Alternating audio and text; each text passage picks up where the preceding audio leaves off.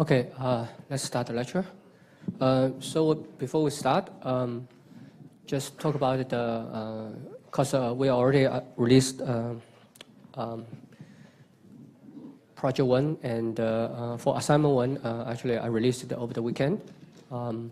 So the 2 major assessment has been released, and for the lab, I think there are already 3 labs. So again, just a reminder, the way we obtain the final lab components for the mark is to take the best 3 components. So at least now, after lab 3, you have at least have some certainty about certain parts of the lab components. So for the project and assignment, assignment I just released, so there is no questions. So for the project, there are actually quite a few questions. We are, again, we mainly do it online. And I think some of the students have already started, but there are still quite a lot of students who probably haven't started.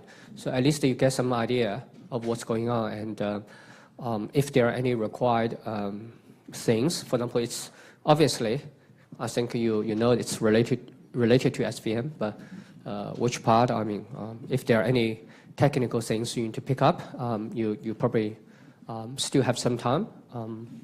So basically, my suggestion is that at least have a quick look at the assignment and the project. I know some of the students actually have the habit of only doing it 1 week before the deadline. So again, even if you prefer to do that, I mean, at least if you go through the specification and understand how, I mean, how much time your estimate will be, and also bear in mind that usually we underestimate. Okay, just think about writing a program to implement a function, right? Even for very simple ones, let's say we do bubble sort, or bubble sort probably too easy. Let's say bubble sort or binary search. It's arguably one of the simplest non-trivial algorithm, right? Trivial algorithm just like go through the list, and it's just like a single loop. So they both involve like 2 loops, but if you think you can complete writing down, let's say in Python, writing down the program and getting it correct, if you think you can do it in 5 minutes, and you probably want to try it, and you probably will find that it's a fraction over your estimate, really depending on your experience with the programming environment, language, and any tricky parts of the task. It could be anywhere between 2, even several times higher than your estimate. So yeah, my main point is try to get some idea of what the assessment looks like, and what part of the knowledge it requires, and also have some kind of reasonable estimation, allow for some kind of any expectation, I mean, any sort of like unexpected scenarios. You might think, okay, I only need 3 days to finish this one, but in the last 3 days, something happened. Let's say you caught a flu or whatever. I mean, basically, this might mess up with all the schedules. Okay, so let's move on to talk about finish the SVM part, and today we are going to finish the SVM part and move on to the clustering part. Okay, so just a quick recap. So the SVM actually is based on the idea that if there is several ways, I think this picture illustrates well, if there are several ways to separate 2 sets of points, and consider the simplest case. When you think about the general idea, you don't want to consider the complex case or corner case. In the arguably simplest case is that the 2 sets of points, positive or negative, are actually entirely separable by a linear hyperplane. And even in this ideal scenario, we still can pose the question of which one is the best. Okay? Actually, this question can be equally posed even if the points are actually mixed up. Okay? And even if we have a nonlinear classification plan. So basically, you can see that we actually, even in this kind of case, we can formulate different kind of objectives. I think last time I mentioned that you can actually impose different kind of constraints. For example, if you do some kind of regularization, the function will be as insensitive to X as possible, which if you think about, let's say the axis is X dimensions, it's going to be related to almost like a constant function. Okay, so SVM's intuition is very similar to our geometric intuition. So we want to find a hyperplane which separates the two sets of points as wide as possible. Okay, so under this perspective, if you like, essentially the two sets of points are very different, right? That's the general idea. Again, there are actually a lot of machine learning models or statistical models that has been proposed in the past. For example, if you think about, for example, in this case, we probably think about this, this yellow hyperplane among the three. Let's say we talk about discrete number of choices. It's easier to deal with. The yellow one actually works best, right? So one of the things you can think about is that when you project onto the yellow ones, these parts will actually be the projection for one data set, and these are actually for another data set, right? So if you still remember in pre-processing, we talk about feature or dimensionality reduction or feature selection or reduction. One of the popular methods is called PCA. Okay, so in PCA, they actually are very similar. So my experience that it's always important to really reason about different models. Okay, think about their similarities, think about their differences, because in many real scenarios, they are not going to be exactly the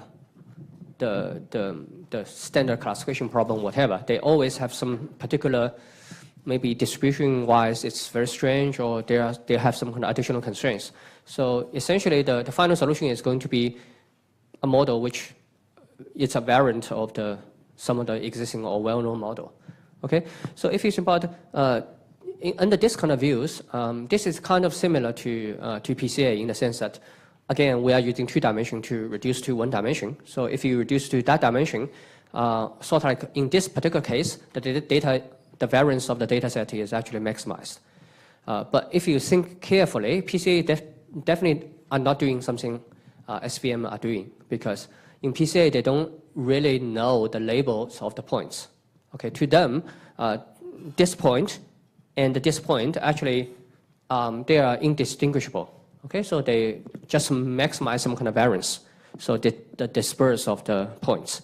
So there are one method called LDA, linear discriminant analysis, which again, you can think about it, it's almost like a PCA, but essentially it takes the class label into consideration, and they will actually try to find a linear projection in this case, such that the two classes, they are well separated. Okay, but again, in that scenario, if you think about the objective function or the loss function are different. It's formulated in a different way, not like the SVM. So hence, their optimization and also the final effectiveness are slightly different.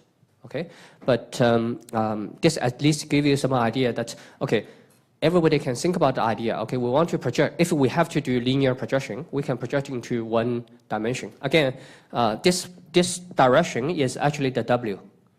So if you are thinking about a hyperplane, if equivalently you can think about a hyperplane is uniquely determined by a norm vector of the hyperplane, and that direction is actually the W. Okay, so if you think about it, it's exactly, to some extent, it's very similar to doing a projection, and then it all comes down to what's the criteria. You judge, okay, should I choose this W1?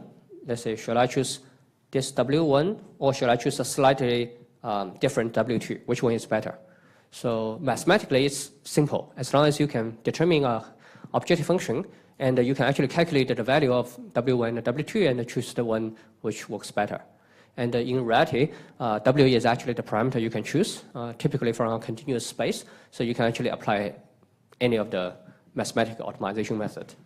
Okay, but roughly speaking, SVM usually works pretty well, and especially for high-dimensional cases is actually pretty good. It's, for a very long time, it is actually one of the best method for text and for a number of other issues, a number of other machine learning problems.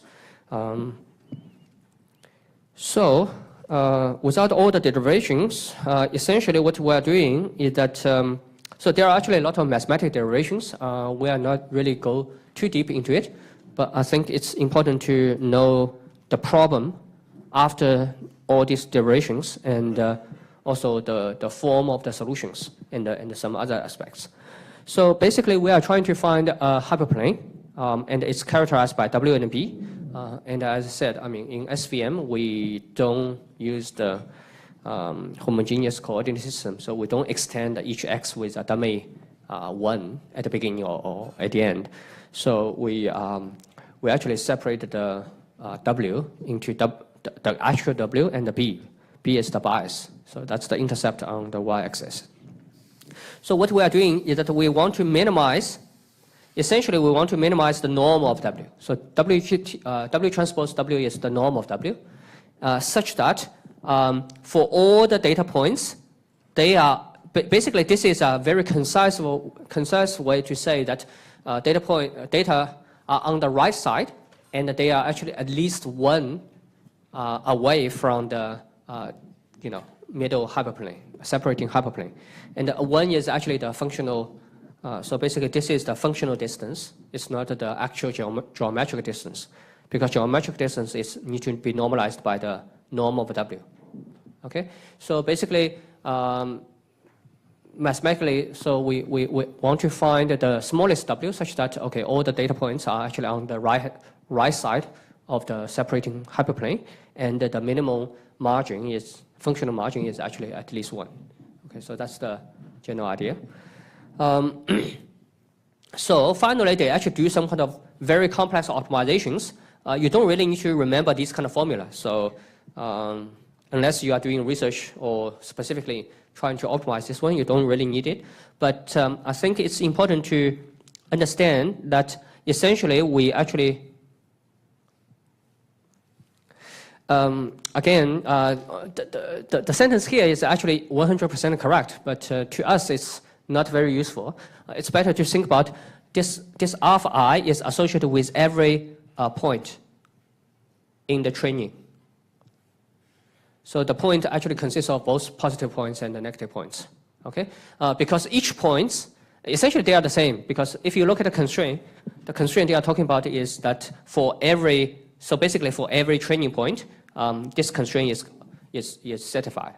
Okay, so basically each data points together, I mean, when I talk about training data points, it's like the x and the corresponding y. They define a constraint. Okay, so if you say, okay, each constraint have an alpha I, basically, essentially, it's each data points, training data points actually gets a alpha I.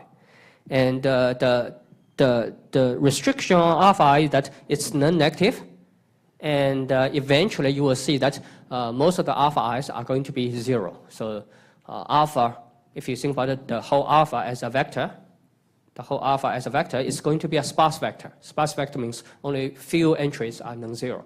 And all these non-zero entries are actually called support vectors. So that's why the whole name is called SVM, support vector machines.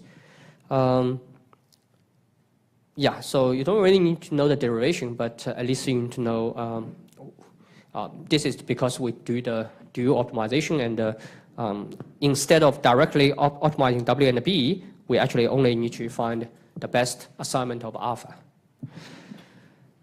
So again, last time we actually quickly talked about, again, this is not used, but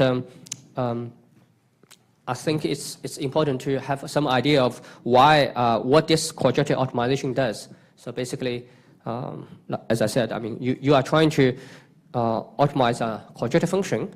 If there is no constraint, it's trivial. It's always, again, in this case, it's always 0. But essentially, you have some kind of constraint, and each of the constraint here actually define a hyperplane.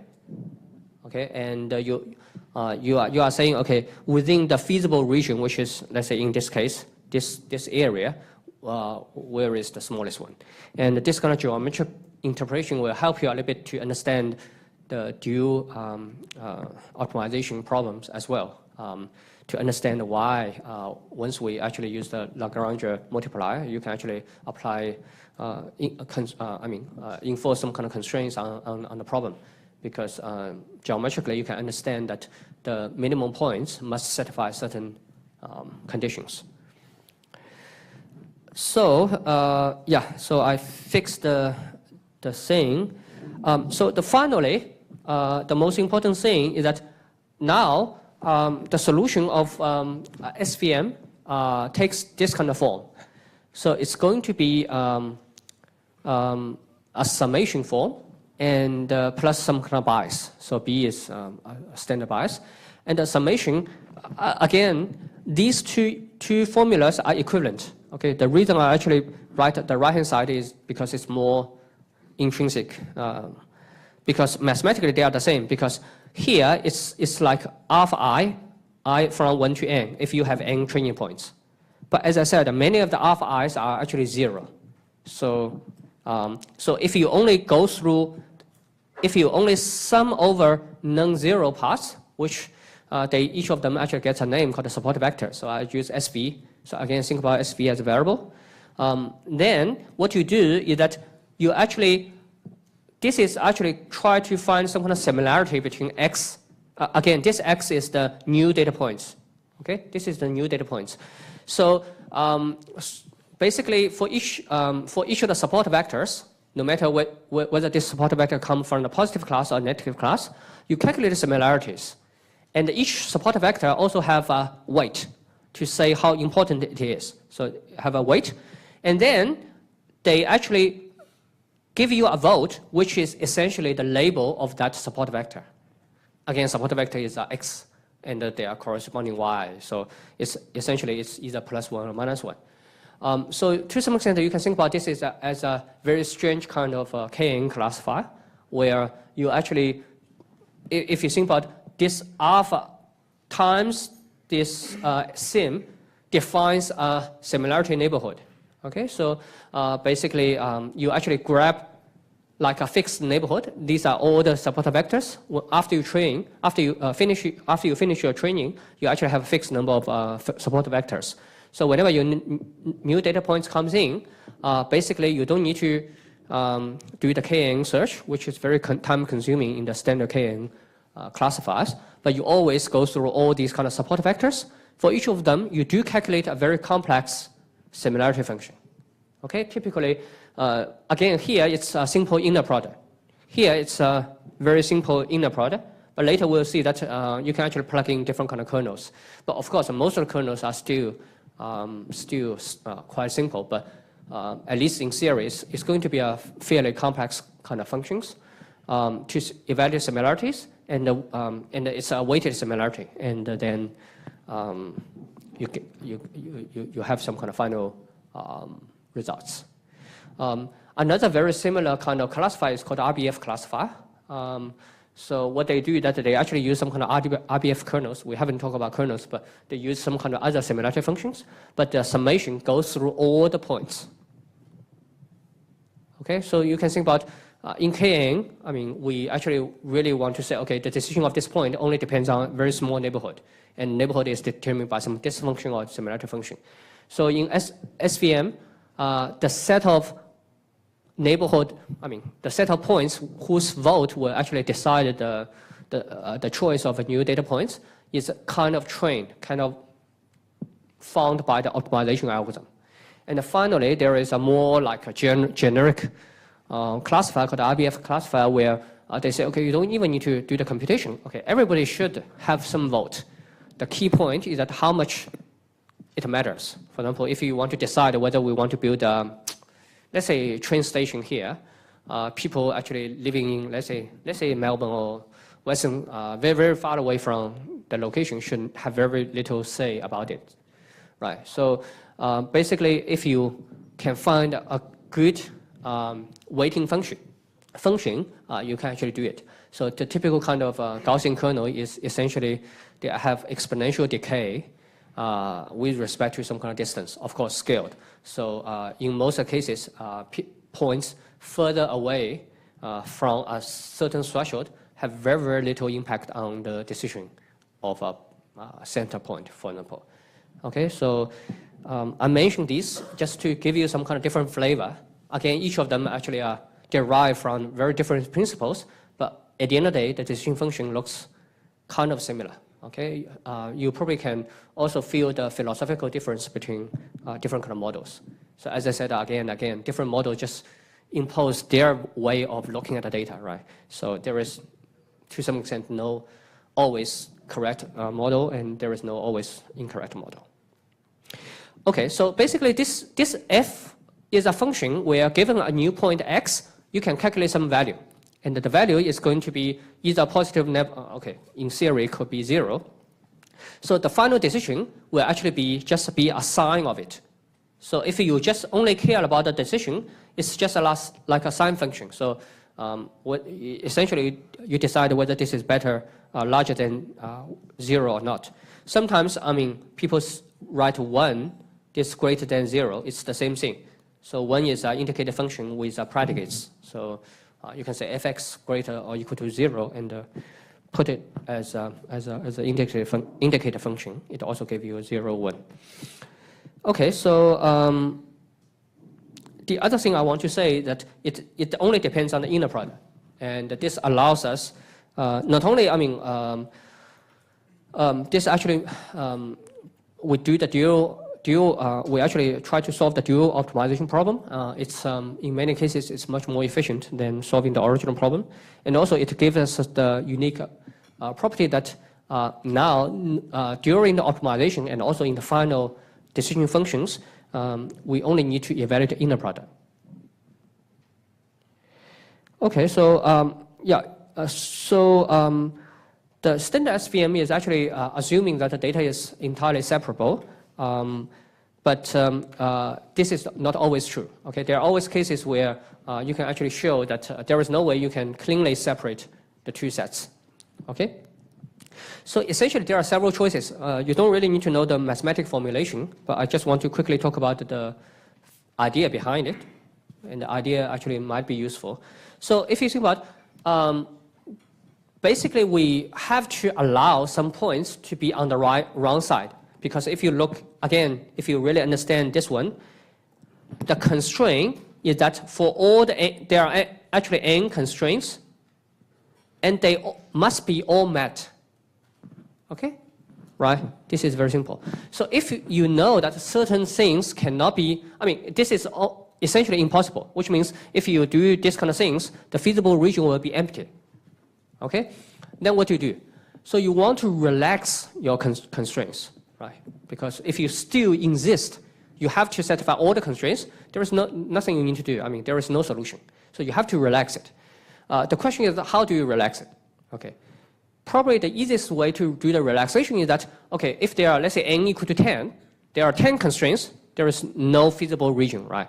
I can say, okay, what if you remove one of them, right? As long as you satisfy none of them, is it possible that there is a region? And then you actually find the smallest one. Or if still not, you can allow relaxing 2 constraints, and so on and so forth. Okay, so this kind of things actually have its advantage. It has a lot of good properties, but the problem is that mathematically it's very hard to do the optimization because it's a discrete optimization procedure. Okay, because your objective function, let's say you want to say, okay, my objective function is that, the other reason is that, for example, if you relax some kind of constraints, right? Let's say if there are, if you can relax one of the constraints, there is one solution, okay? But the solution will have some kind of cost. So you got some kind of numerical values, and then you also have another number, which means how many constraints you relaxed, right? You want to finally find a combination of the two. But the problem is that these two numbers, although they are all numerical numbers, they mean totally different things. And it's very hard for you to, if you just add them together, what if, I mean, the norm of W is going to be very large, let's say in the order of hundreds. So in this case, I mean, if the two numbers are actually of very different scale, I mean, if you just add them together, it's not going to work. Of course, you can think about other ways to do that. But in general, first of all, it's fairly hard to achieve a good balance between how many constraints you relax and what's the final objective function. And also, I mean, mathematically, it's much harder to optimize. So a very common way is that, actually, I did. So what they do is that they actually introduce, this is called a slack variable. These kind of CI are actually called slack variables. So they say, okay, if you violate a constraint, this CI actually means how much you violate a constraint. Okay, and to some extent, you can think about this CI has some kind of geometrical interpretation as well, and they can be easily added to the objective function. So once you can quantify how serious, how blatant, if you like, you violate the constraints, you actually can quantify this, and you can combine the original objective function and the second part is how much you actually violate the constraints. And of course, I mean, you can use a parameter to balance the two. So that's the general idea. And it's a very common thing in machine learning in the sense that if you want to formulate your cost functions or loss functions, sometimes the most natural way to formulate a loss function is actually resulting in an NP-hard problem or resulting in a problem which is very, very hard to optimize. So sometimes we need to look for relaxations, I mean, which means like a weaker version of formulating a problem, but the problem is numerically much easier to solve. Okay, we won't go too deep into it, but it's actually a very common idea, and sometimes you have to use it.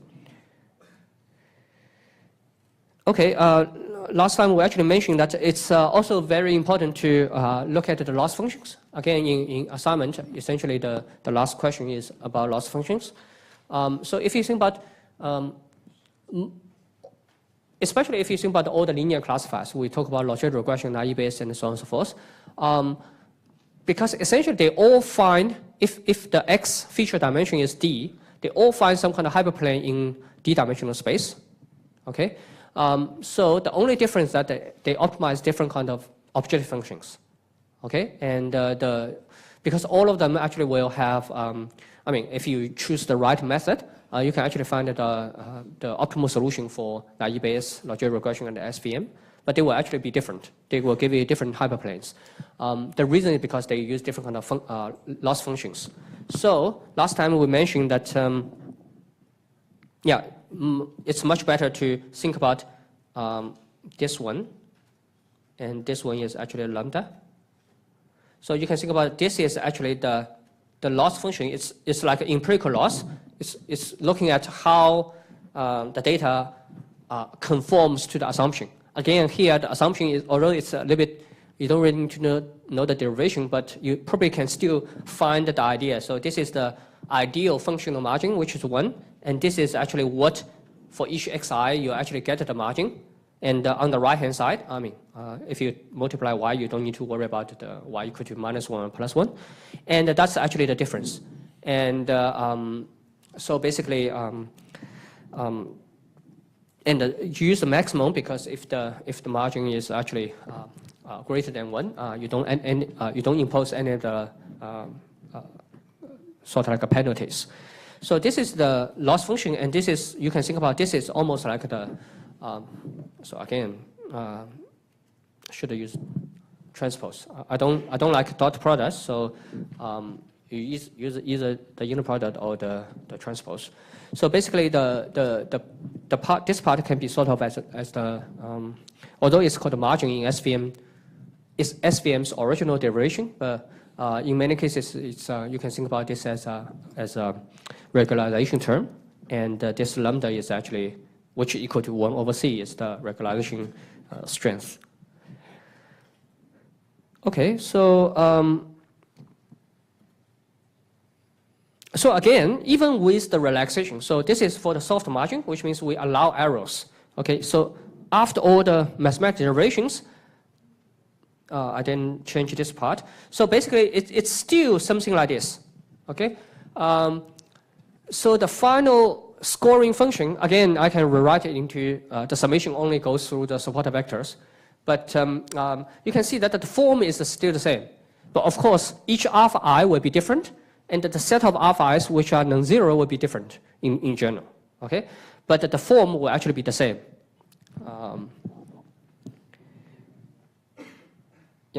This is straightforward, as I said before.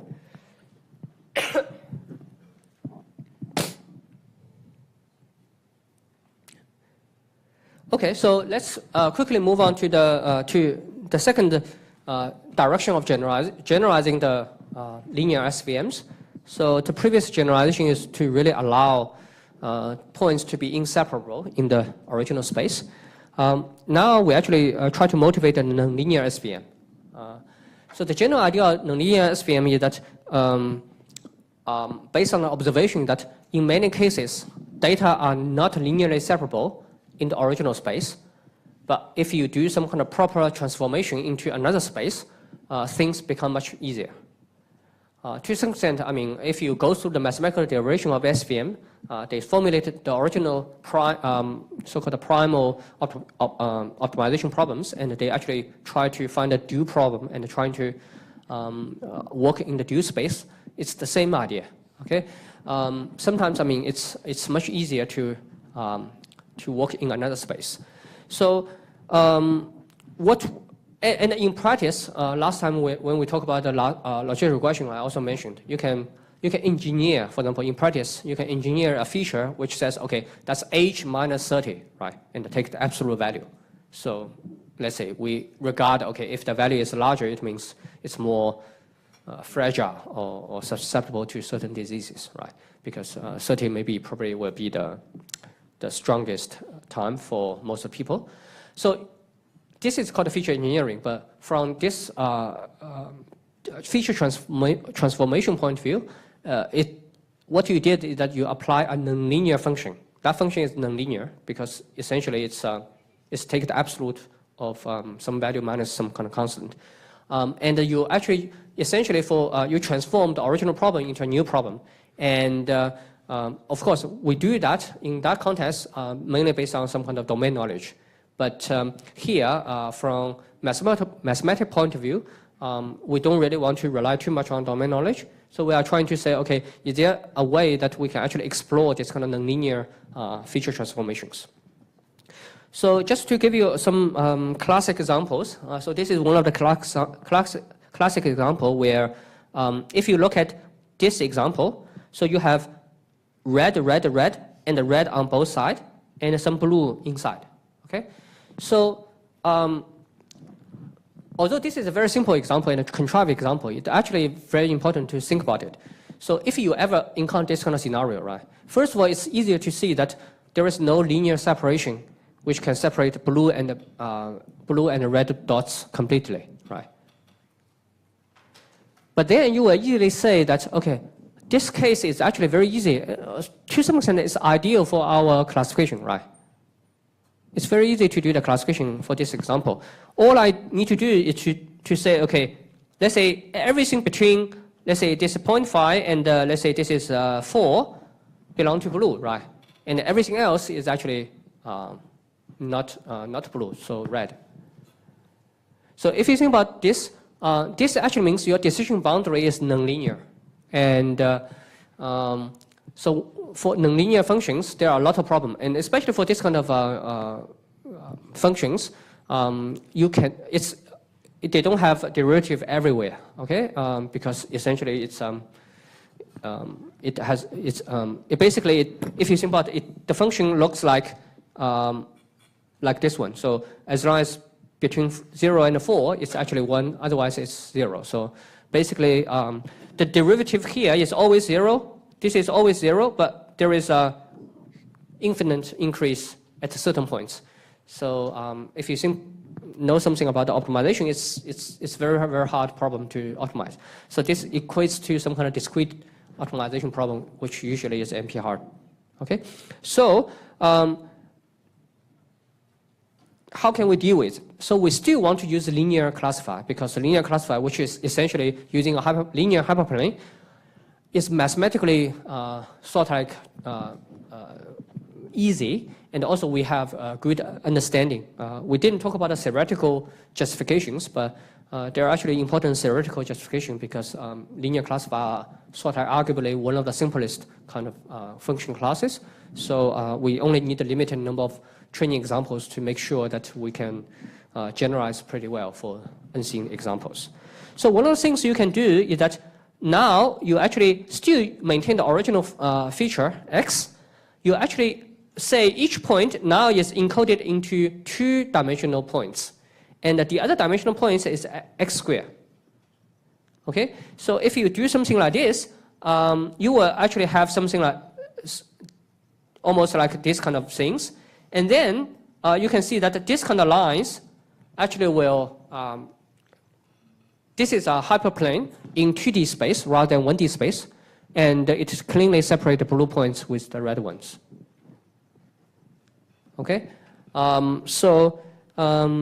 another classic example is actually, again, if you have points here and some points here, right? So, so this is your x1, this is your x2. So it's the same thing. You can create a new nonlinear transformation which is called x3. x3 is actually, you can say x3 is x1 square, x2 square, because as you can see, I deliberately make sure that, so basically if you use a circle, you can actually separate it. But a circle, if you really think about it, is going to be a constant function, which is, a circle is actually a constant function on this x3, right? So x3 equal to a big R, so for a properly chosen R, corresponding to a circle in the original space. Okay? So if you allow nonlinear transformations, you can actually change a lot of things. Okay?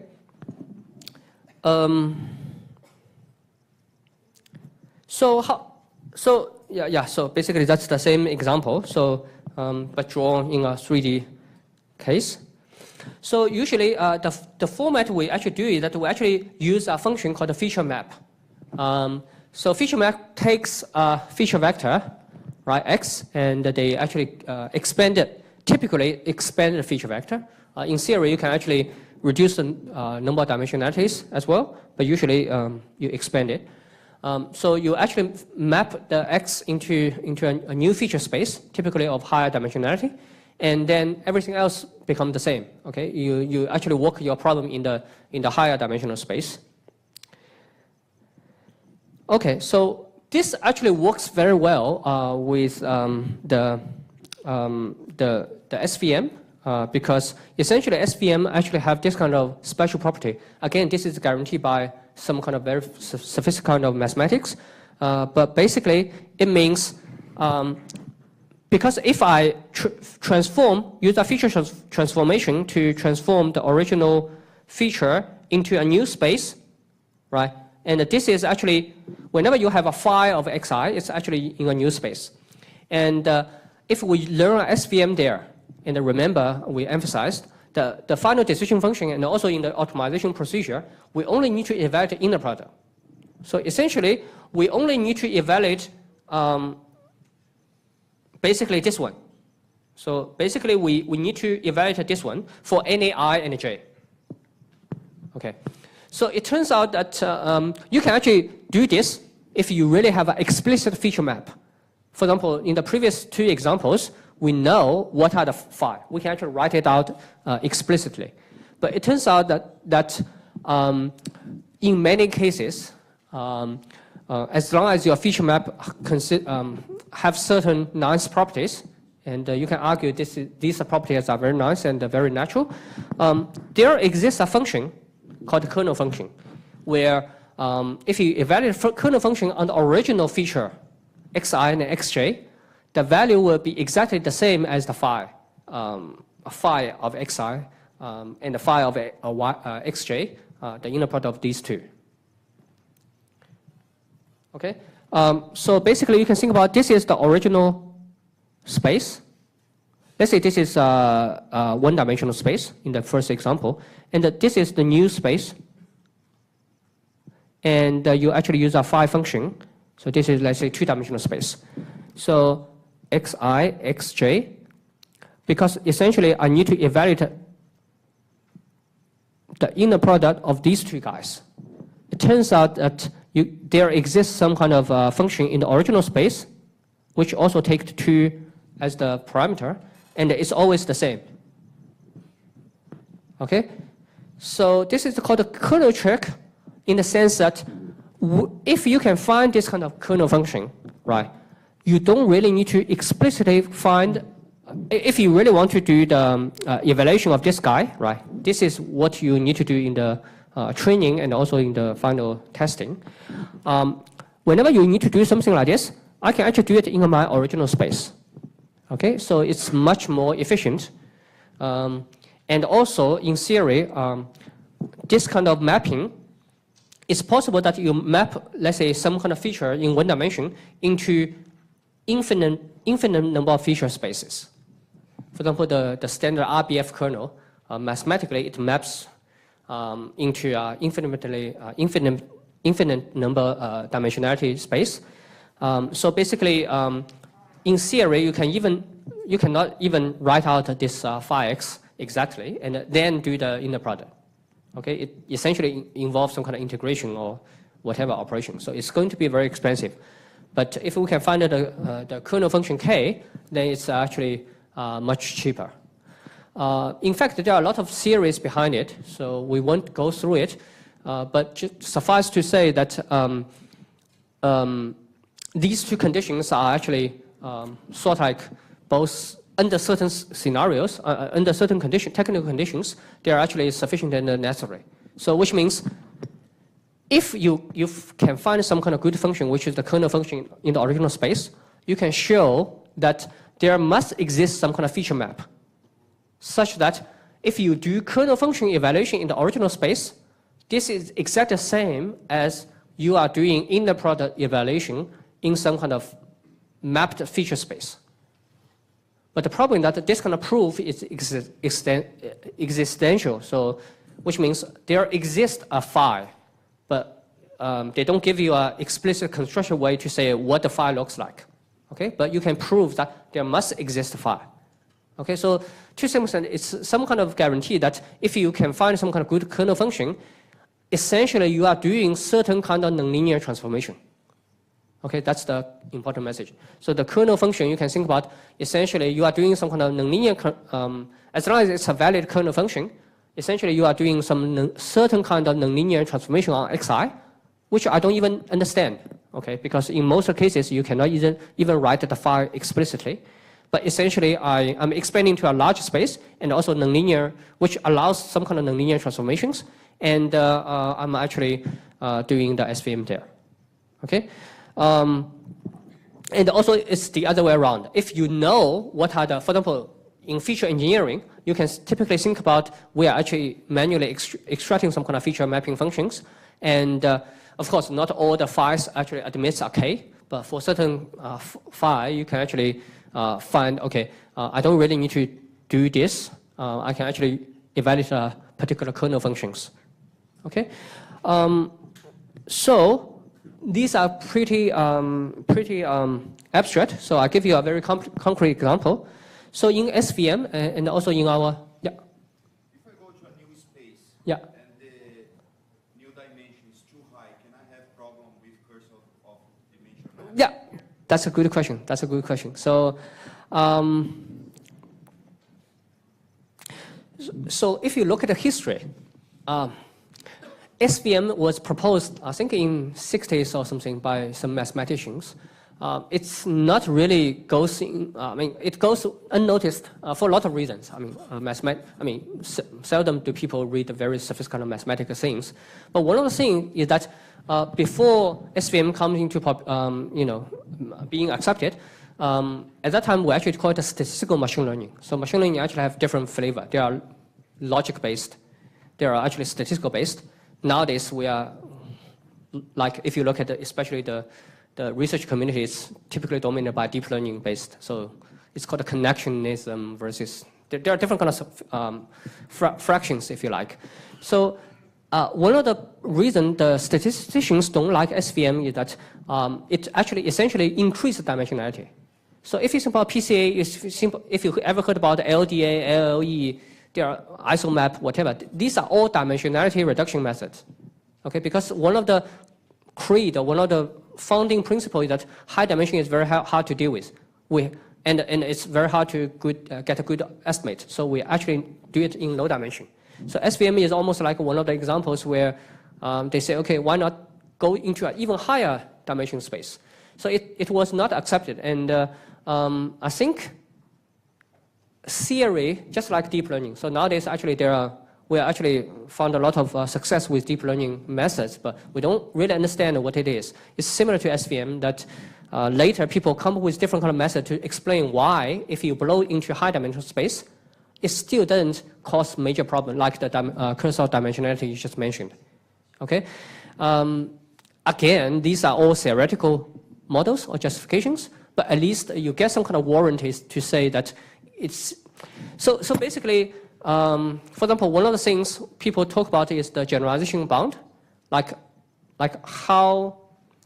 So if I learn some kind of classifier and I obtain some kind of error on my training data set, okay, how much error I'm going to expect on some new data sets which have the same distribution but I have never seen before.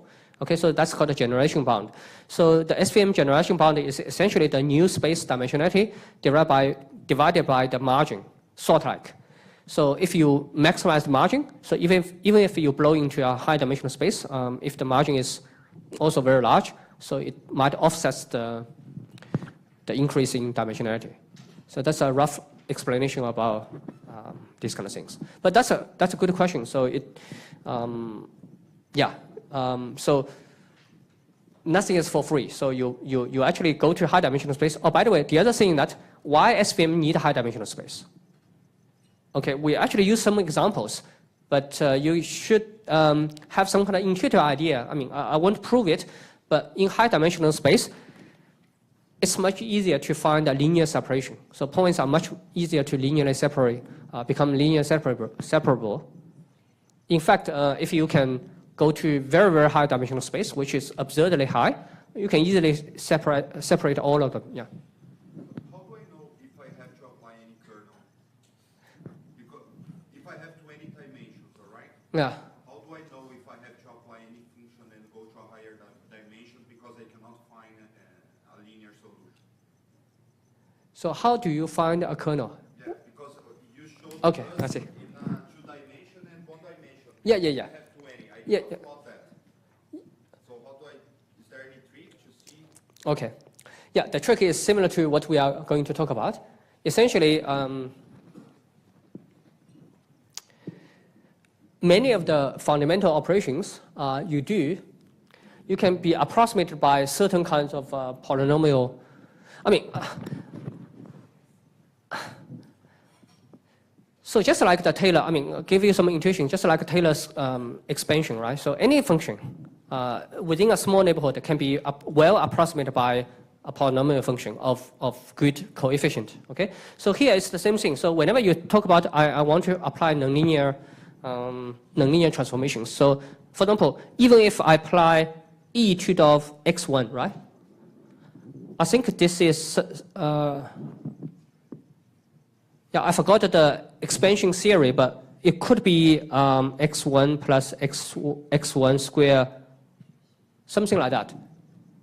So in the sense that, and also whenever you do another ex2 and you do the inner product, again, I won't do the mathematics, but the whole idea that if you can expand it into some kind of polynomial kind of kernels, I mean, sort of like polynomial things, and all the evaluation will actually become essentially on the same base. If you think about this is one of the base, this is another base, and so on and so forth, and the between bases.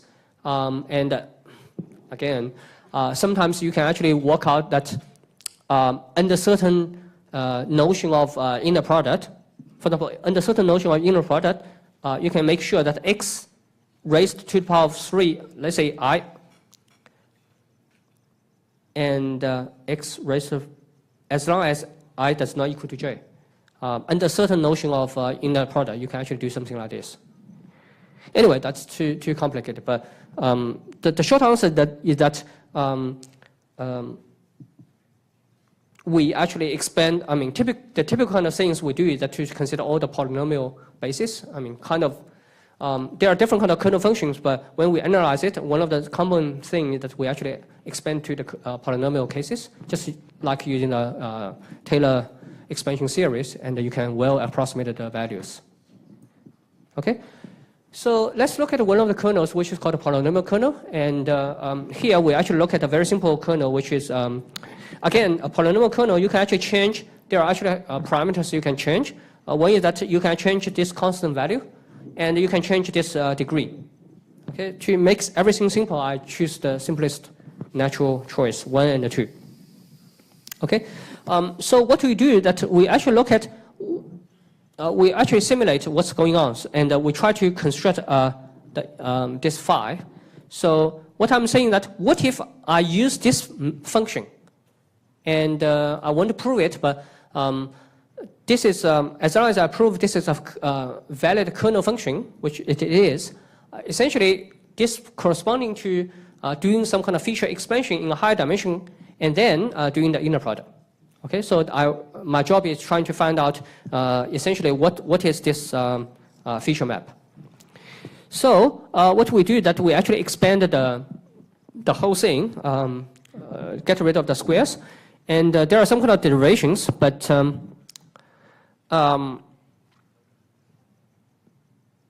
essentially, this is also still in vector format, right? U transpose V. But if you write out as the summations, the inner product of U and V in the original space is nothing but UI times VI, and it goes through all the I equal to 1 to D. Okay, so that's simple. And then you take the square root. Okay. Okay. Whenever you take the square root, essentially it becomes like U1 V1 plus U2 V2 plus, let's say U7 V7 square, right? So if you think about, if you treat this as Z1, Z2, and Z7, this will actually give you all the summations in the case of Z, let's say Zi and Zj for all Ij.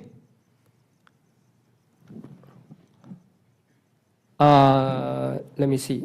Yeah. So basically, yeah. It will actually give you something like this. Okay. Which, if you expand it, okay. Before you expand it, I actually separate them into two parts, depending on whether I equal to j or not. So if I wrote in this way, I don't have any constraint. So basically, for all Ij between 1 to D, let's say D here is 7. Okay, you can actually separate into two summations. The inner part is still Zi Zj plus Zi Zj, but here I does not equal to j, here I equal to j. Again, it's all within, and I and j within 1 to 7, for example. Okay, so if you look at the first part, because I equal to j, that's going to be square. And each z is actually this kind of thing. So this corresponding to this part. So that's ui, vi, both squared, and goes through all the possible i's. Because essentially that's ij, but j equal to I. And the rest is something like this. Okay, so that's a simple expansion. Okay, and then we can actually write out this phi, again constructively, give you an explicit mapping. So let's, I divided the whole things into 1 part, 2 part, 3, and 4. And here it's like 1, 2, 3, and 4. Okay. So 1 and 1 is the same thing. So you can see that if I expand my u into this vector, essentially, and v into this corresponding vector, phi u times phi v is going to be exactly the same as this one. So for the constant part, I only need to make sure that both of them actually have 1 there. So again, if you change this to C, all you need to do change to square C, right? So that's simple.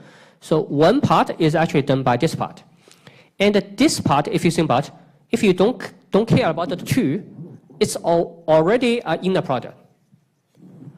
Basically, if you forget about the scale factor, you only need to write down U, and only need to write down V. If you do the inner product, it's going to be U and U transpose V.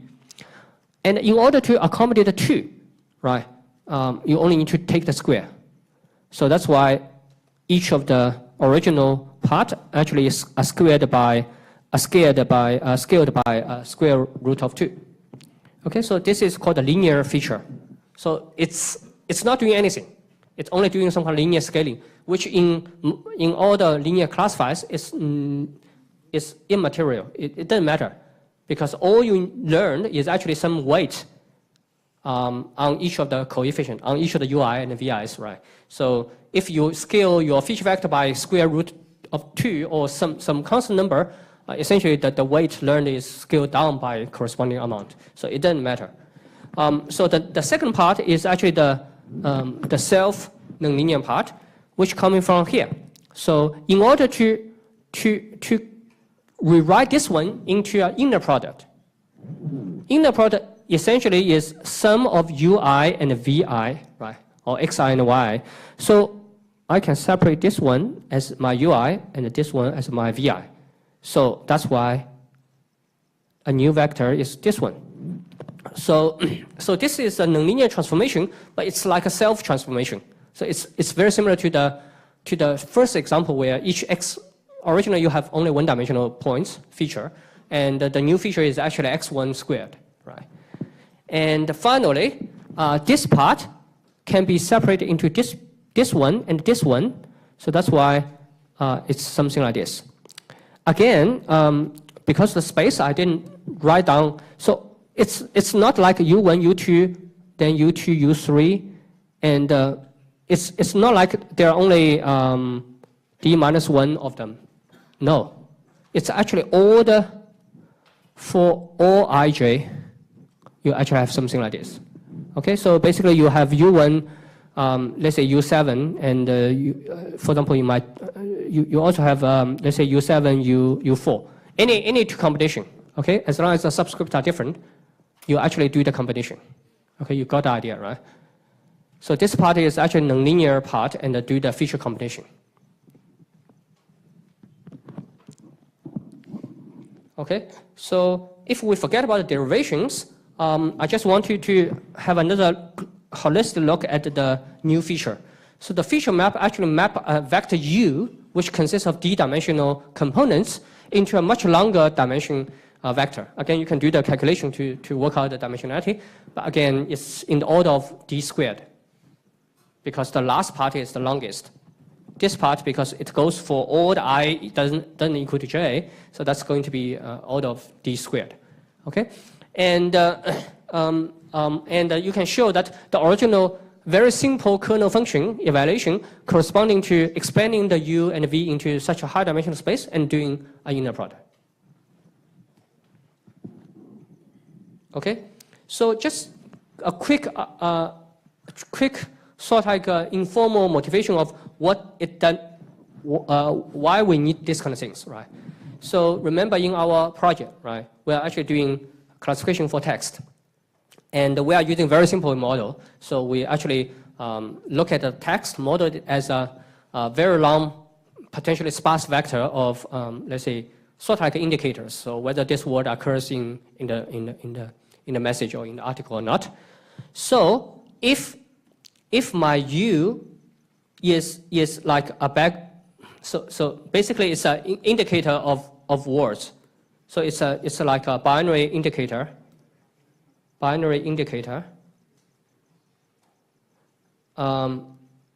So if I look at the i's components of wi belong to a particular document, so the value is going to be either 1 or 0, right? I think this part is, if everybody anyone who actually reviewed the project, you have started a project, you understand. So what about the UI and the UJ?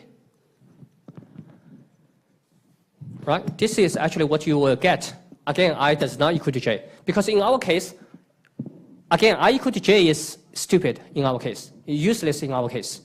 It's a nonlinear transformation, but because our variable is binary, so no matter how many nonlinear transformation you have, it's always going to be 0 and 1. So it doesn't change anything. So for our case, for our indicator variable, this part actually is the same as the previous one. Okay, so it's kind of useless. So the only non-trivial part, if we apply a kernel, is actually to consider all the combinations.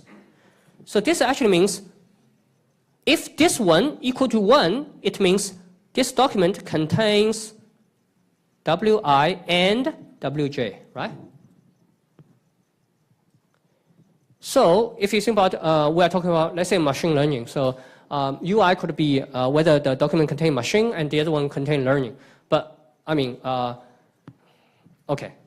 So in our bag-of-word model, because our feature is too simple, so if a document contains one word and another contains another word, it actually definitely contains both of them. But if you, in real NLP kind of scenarios, this kind of things is actually trying to give you some kind of phrases in a local neighborhood.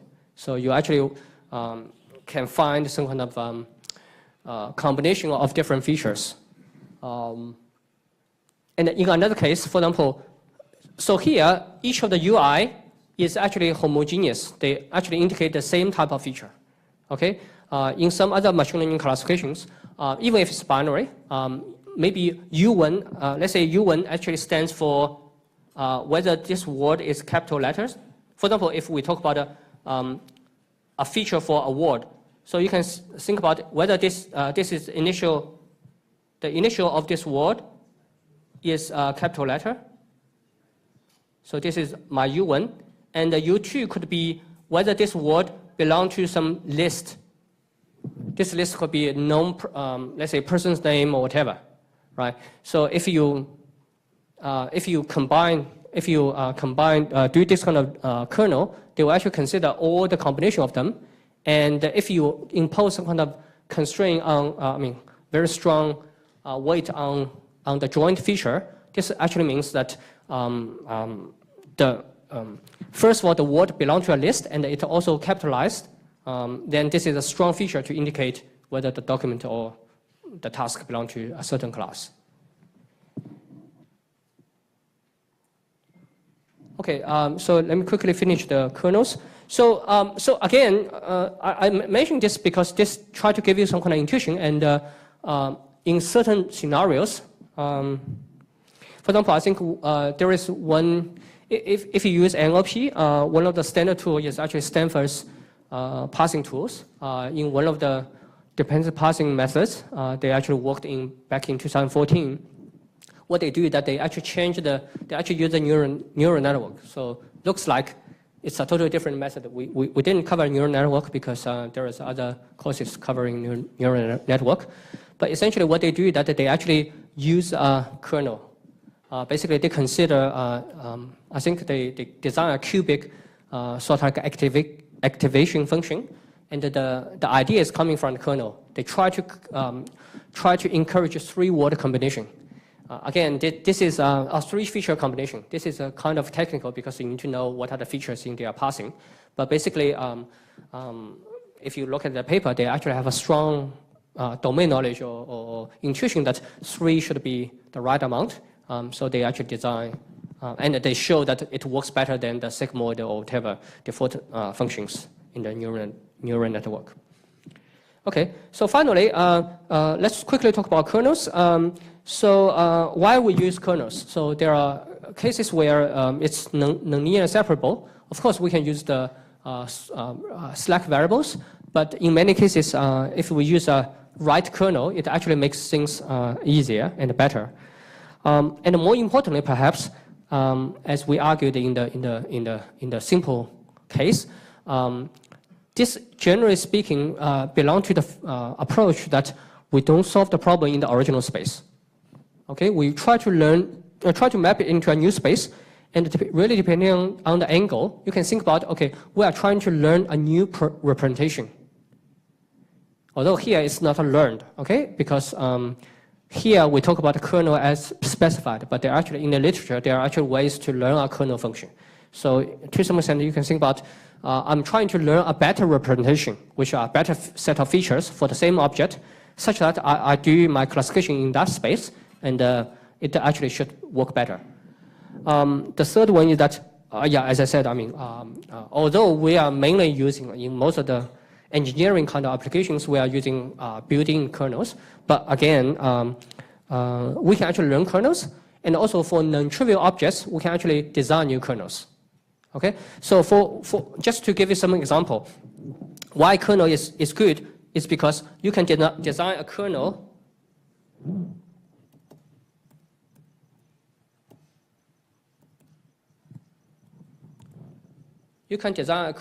between any object I and object J. So O is the object. Okay? So let me give you some examples. So what about this object is a string? Right? This is also a string. Okay, just like in our example, in our project. So as I said, almost like a standard engineering kind of approach that you have to map the string into some kind of vector. Then you can use the existing kernels. So I list all the possible kernels there. But again, you can argue that why I have to, because whenever you map some kind of string into, for example, into our indicator vectors, you lose all the ordering information, right? So which word comes before the other word actually is lost. So you can say, okay, why should we do something like this? So it's possible that you can directly define some kind of kernel directly on strings. And probably you will, it's not surprising to know that the kernel is called a text kernel, right? So, or string kernel. Again, there are several different versions of string kernel. One of the string kernel you can think about it is that you can actually, this kernel is essentially the number of common substrings shared by OI and OJ, right? Because again, kernel, essentially the semantics is trying to evaluate some kind of similarity. So one of the ideas is really trying to look at what are the common number of substrings. There are a lot of justification for this one, but I won't go deep. Then, based on this definition, you can actually work out some kind of dynamic programming algorithm. Again, it's dynamic programming. You probably understand. But you can actually compute the kernel in, let's say, let's say the maximum string length is L in OL square time. You can actually compute a numerical value. And you don't really need to think about the feature mapping. Because there are, if you really think about the feature mapping, there are theorems, as long as your kernel satisfies some certain condition, which I believe string kernel satisfies, they actually map string into a very complex feature space, which you don't really need to know, okay? Because it's very, very hard to characterize. But essentially, they will actually give you this kind of thing. Okay, so you can think about this object as trees, as graphs, or as any, I think there are also DNA sequence, whatever. So in that case, they also need to, if you know the biological things, they also need to get rid of some kind of useless segments in the gene or whatever. So you can inject your knowledge into this kind of kernel functions, and then you can use SVM to do linear classification. Okay, so that probably give you some idea, which is beyond this course, but why we're actually using this kind of kernels. So one of the kernels actually, again, I won't delve too much on this one, but this is the RBF kernel. It's a well-known, it's basically it's a Gaussian thing, but it's called RBF. These are like standard ones. The only thing you need to change, as I said, previously without using kernels, essentially you just use the inner product on the original vectors. Now you only need to change the inner product into a kernel. Okay, so that's it. Okay, the only problem with, okay, so just a quick summarization. As I said, SVM, the good thing about SVM is it's highly accurate. It's pretty fast in classification because it only needs to do the kernel calculation for the support vectors. So as long as you control your complexity, if you can control your support vectors, it's it's okay. I wouldn't say it's very fast. It's still okay. And there are actually methods trying to optimize for the speed. And okay, the other thing is that it works well for the case where the number of features is greater than number of samples. So from a statistical point of view, it's actually very, very hard scenario. Okay, because essentially the number of training examples, for example, for each training example, you actually have, let's say, 4,000 features, but you only have 100 training examples. Okay, so if you think about a decision tree or whatever, I mean, it's fairly easy to select one of the, you can show that there are high probability that you just select a few, almost like randomly select a few columns, and they can cleanly separate if it's two classification problem. Okay, this means it's too easy because it's 4,000 dimensional space and only 100 points. So it's very easy to separate the two. Okay, so in this scenario, SVM, because they are not happy with any of the separation, they insist on some notion of the best separation. Hence, they still work in this kind of case. So that's actually very important, at least in certain domain. For example, in bio domain, when you do the microarray or some kind of medical case, you only have hundreds of known cases, but each patient you can actually get a lot of measures. And as I said, you can adapt to different kind of scenarios.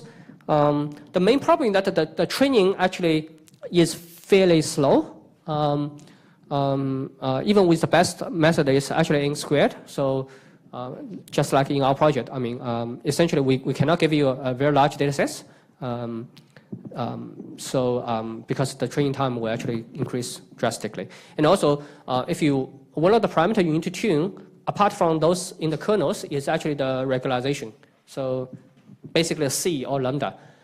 So if you want to treat the hyperparameters, it means you need to go through the training many times. So it's time consuming as well.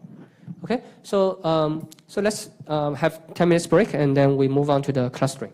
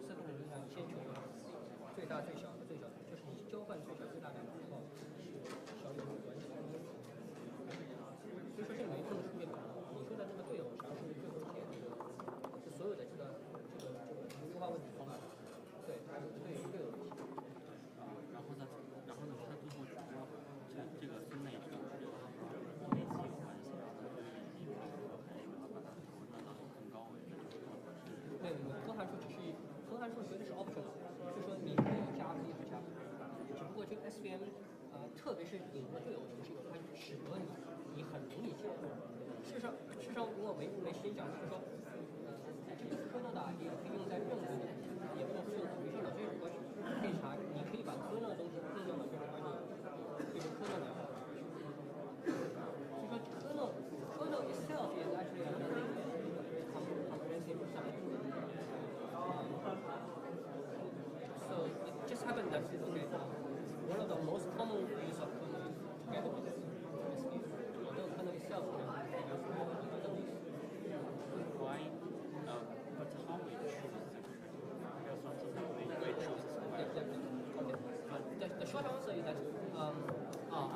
I didn't do a very good explanation in that.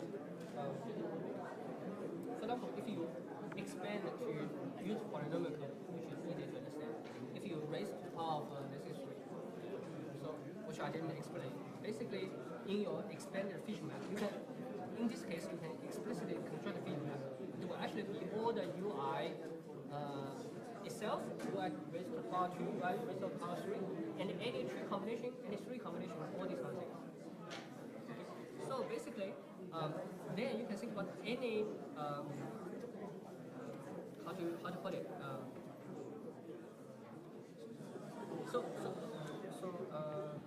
Do you have the slides or? Yes. Okay, that's all right. I have the.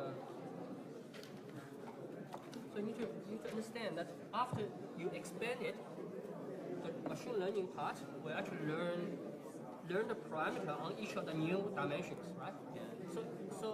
So it's possible that they actually found, okay, these kind of linear things doesn't matter. So they actually put the final weight is 0 or a weight which is very, very small. Which in fact means that these, although you expand it into these kind of dimensions, let's say, for example, if you expand it to self, let's say UI square versus UI uj. So if they found the UI square is not useful, it's possible that the machine learning algorithm will actually put 0 weights there, which means even if you expand it into this kind of form, it's not useful. Okay? So the general idea of the kernel is that you can use a rich enough kernel which consider all the complex combination of these kind of components and then leave the choice to a good classification algorithm. So as long as the classification algorithm won't be overwhelmed by too many choices, they can actually have more room to assign weights correctly. Especially, for example, in many cases we want also inform kind of, once we do regularization, so again, lots of things actually combine together. So typically we do regularization.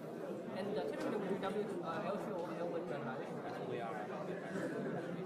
Yeah, doesn't matter. For almost all the machine learning methods, you have to do certain kinds of regulation. So whenever you do that, you actually impose the weight.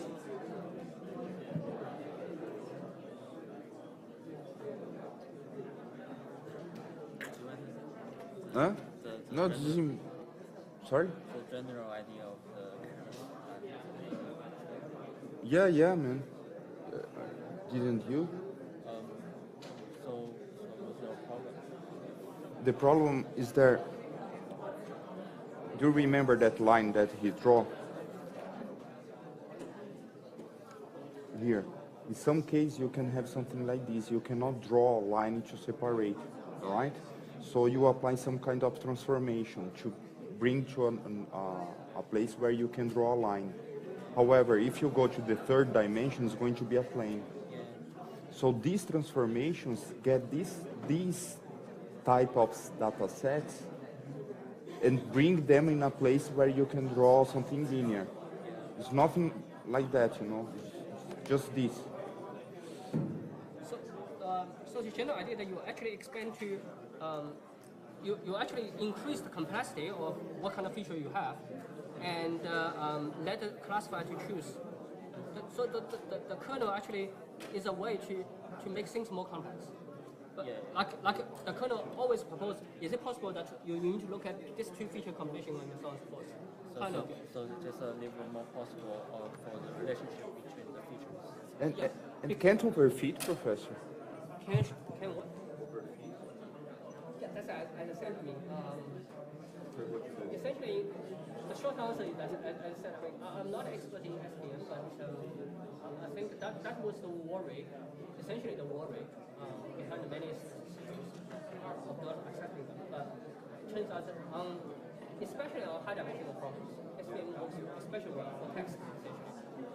And the text previously, the best, whatever you can do PCA, whatever, but the problem is that if you think about the vocabulary size is so large, right?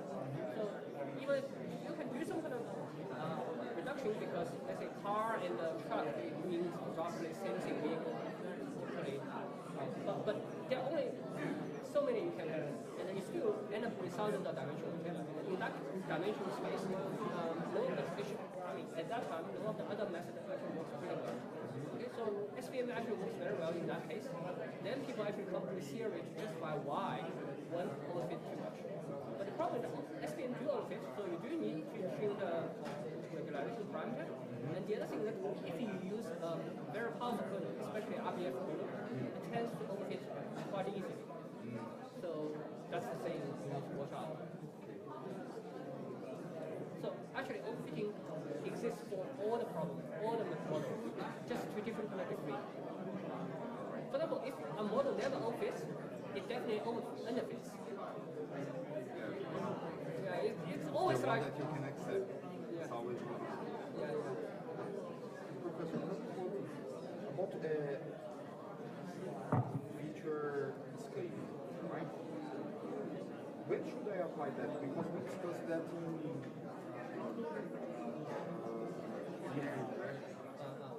that we normalize all features between 0 or 1 or minus 1 and 1. Remember? In the pre-processing. Yeah.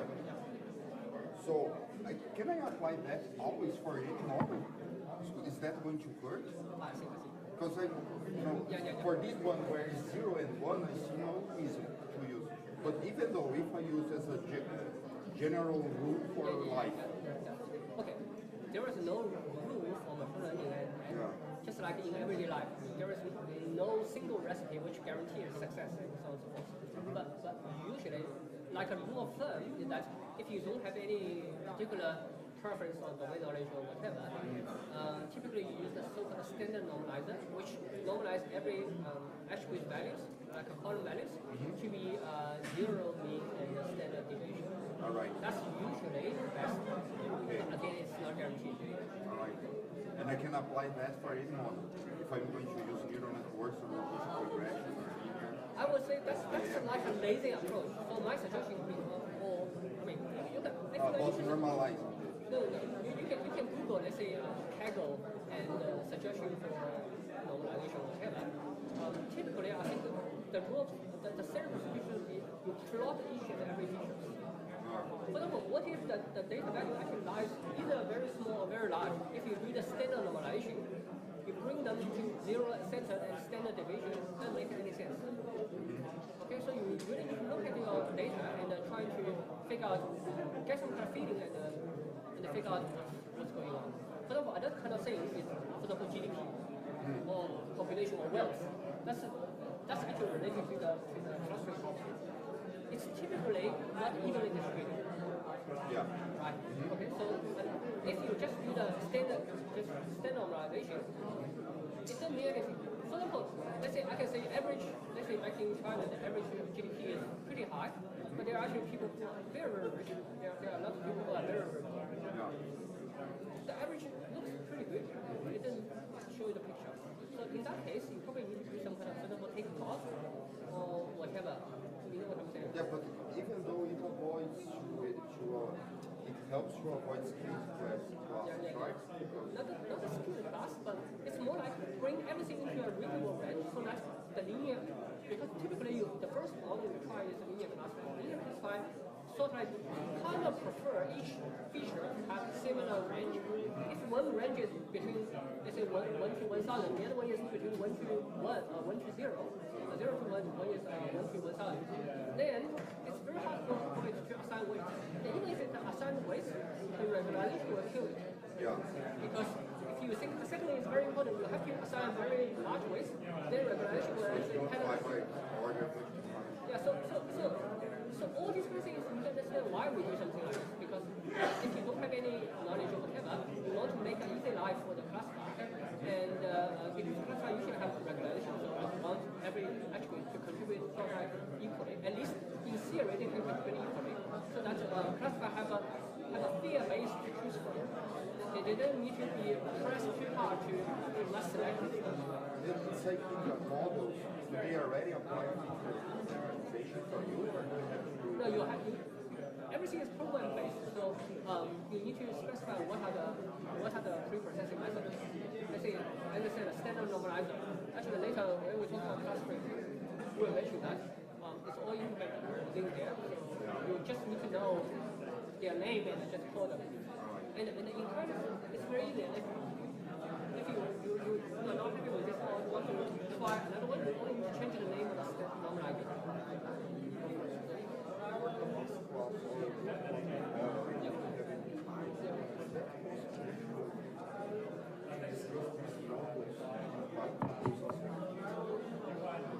What do you like discuss about the real problem?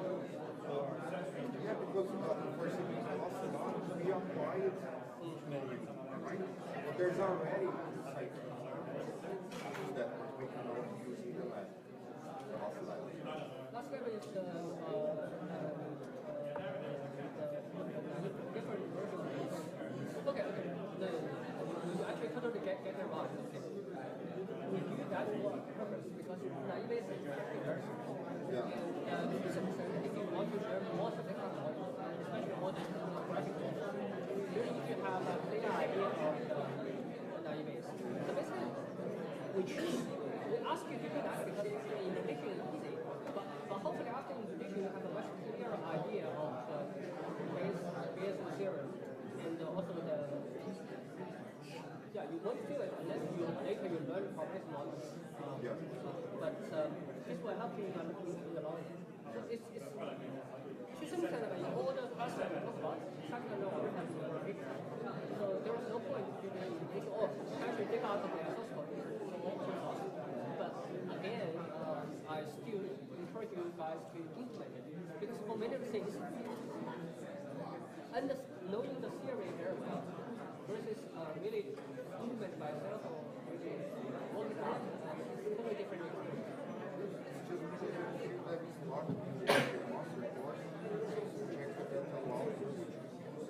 These models will bring more real scenario where you have to see regularization, dimension, all this stuff, and get everything together. Okay. So every semester, the project design is exactly for that class.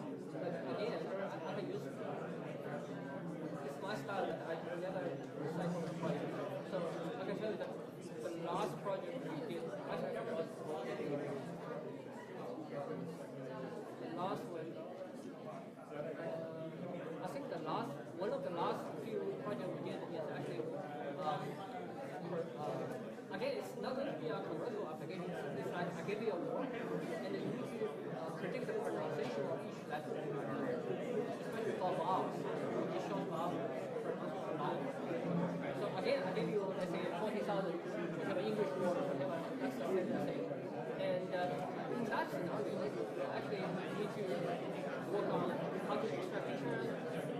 So some people even have some kind of knowledge of, there are some kind of roots or there are some kind of combinations, let's say ing, TIOM in English, whatever. So this is more similar to what you said.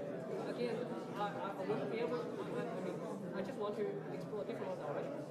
This time is more like the spooking or like attack classifier, which is actually very heated topic nowadays. Because if you know, for example, if you go through the Australian customs, they actually use face detection and also fingerprint or whatever these kind of things.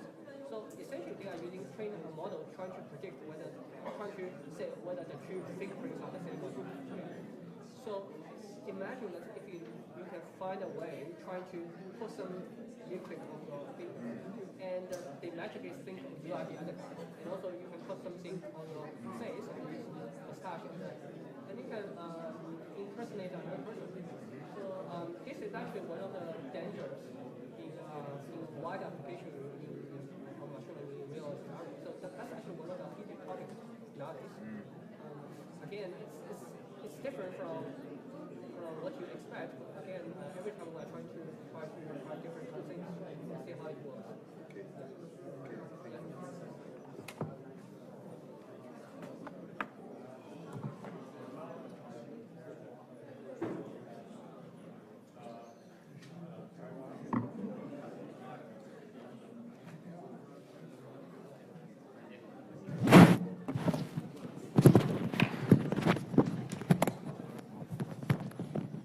Okay, let's move on to the next part. So we actually spent quite a few weeks on classifications, and classification are usually known as the supervised learning.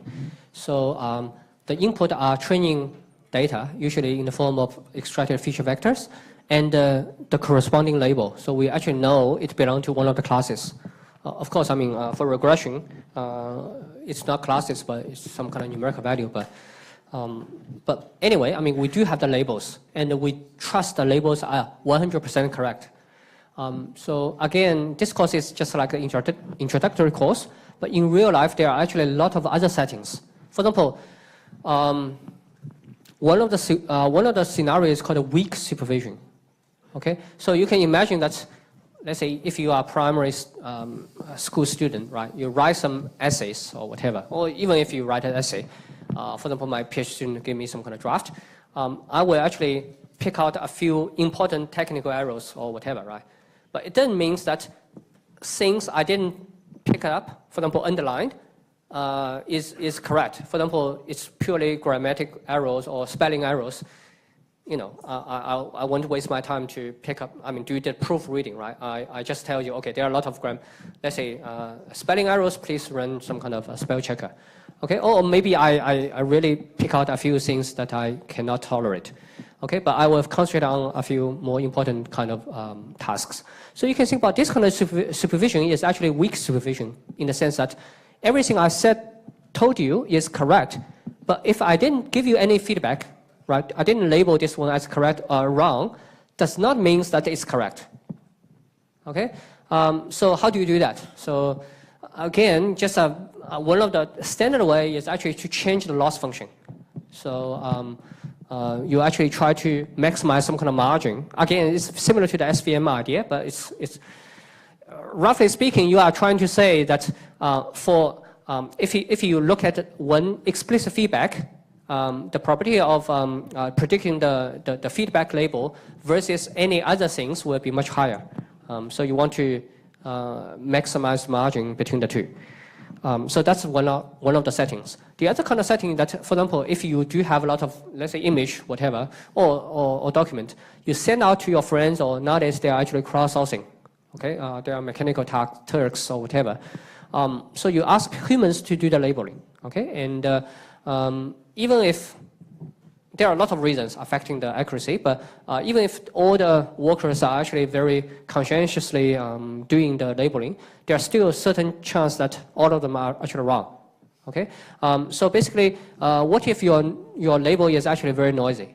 Okay, so you need to again change your model trying to deal with noisy cases. So these are more like advanced kind of things, which we won't really get into, but don't worry. I mean, try to master the standard models, and then you will see that other models is like combining different ideas from supervised learning and unsupervised learning together. So there is also another kind of thing called semi-supervised learning, but I won't talk about too much.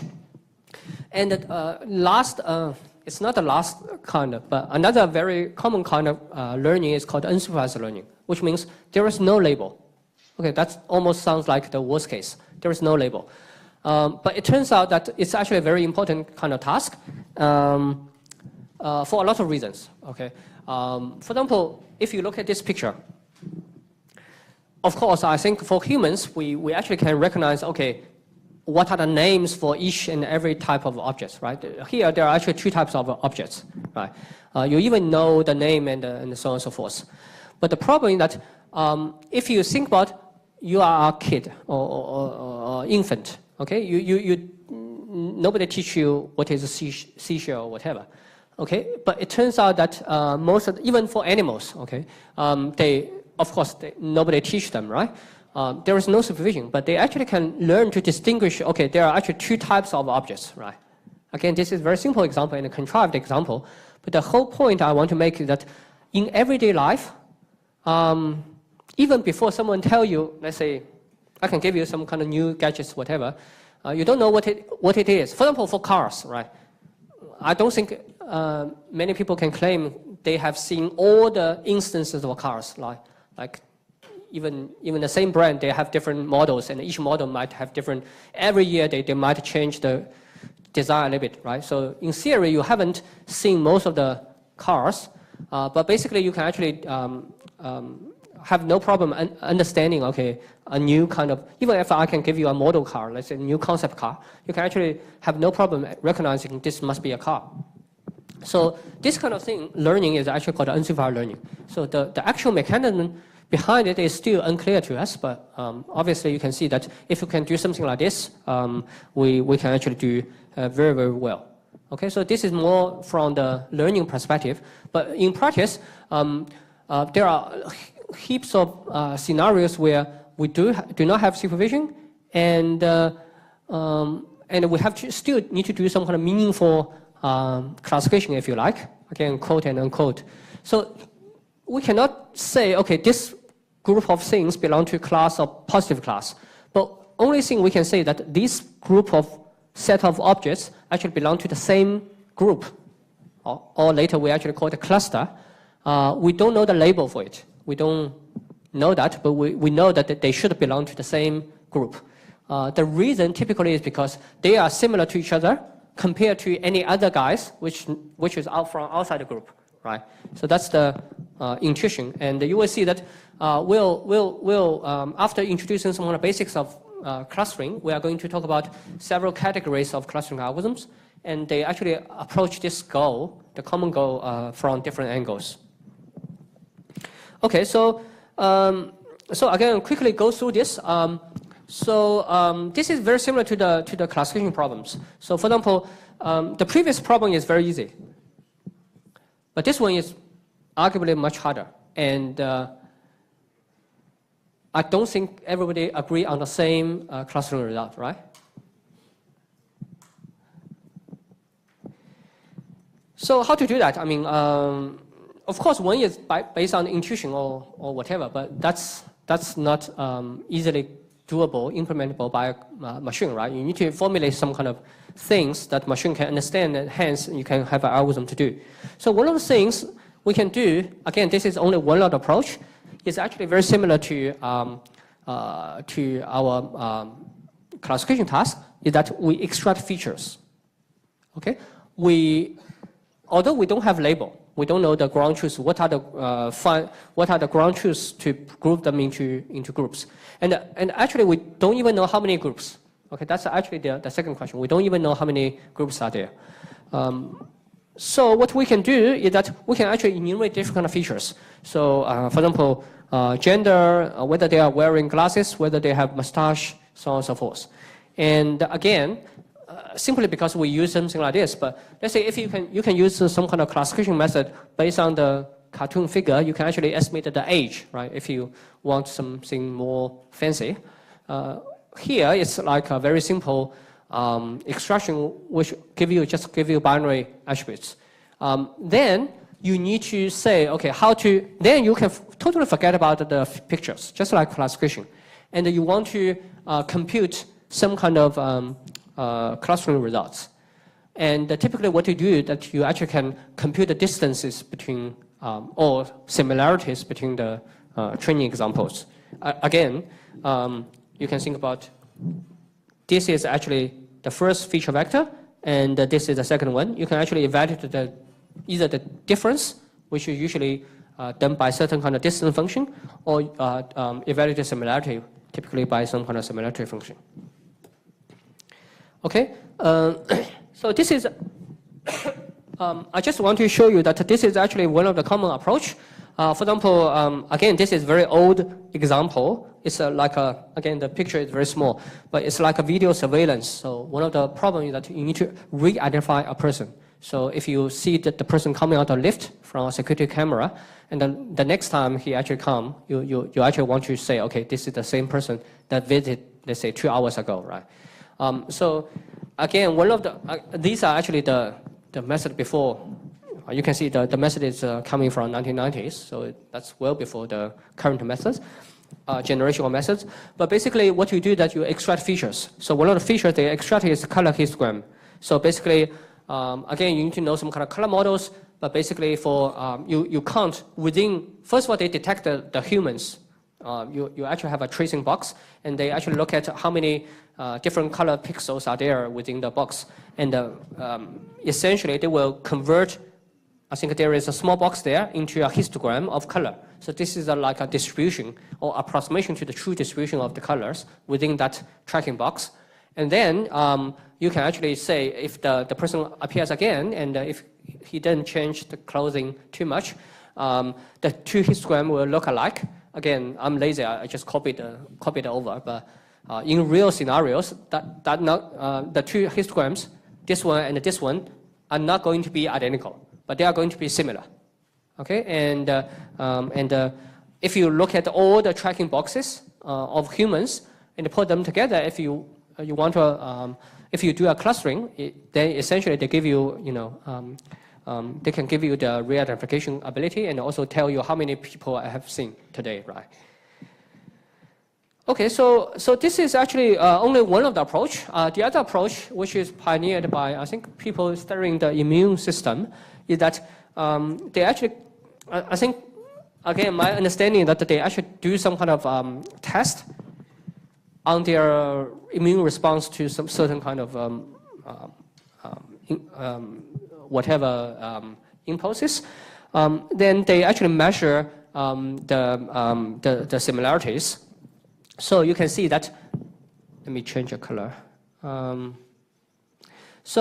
example, if you look at a CO and a CO, they actually measure the difference in the responses. So 0 actually means, okay, CO and a CO, if you talk about two CO and a CO, there is no difference. But if you think about CO and a C line, so if you change this one to C line, the difference is 24, which is not too large. But you would expect that a dog and let's say a seal, actually, so this is not the largest, but let's say monkey and almost everything else is actually very, very large.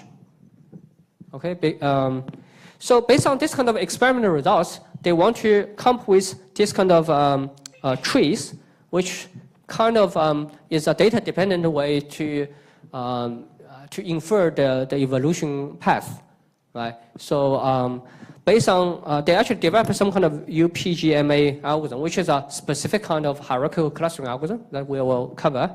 They will actually uncover this kind of trees. So to some extent, you can see that it's kind of, I think they found, okay, it's kind of meaningful because you can see that bear and the raccoon are actually very close to each other, and CO and the sea lion are very close to each other, right, as you would expect.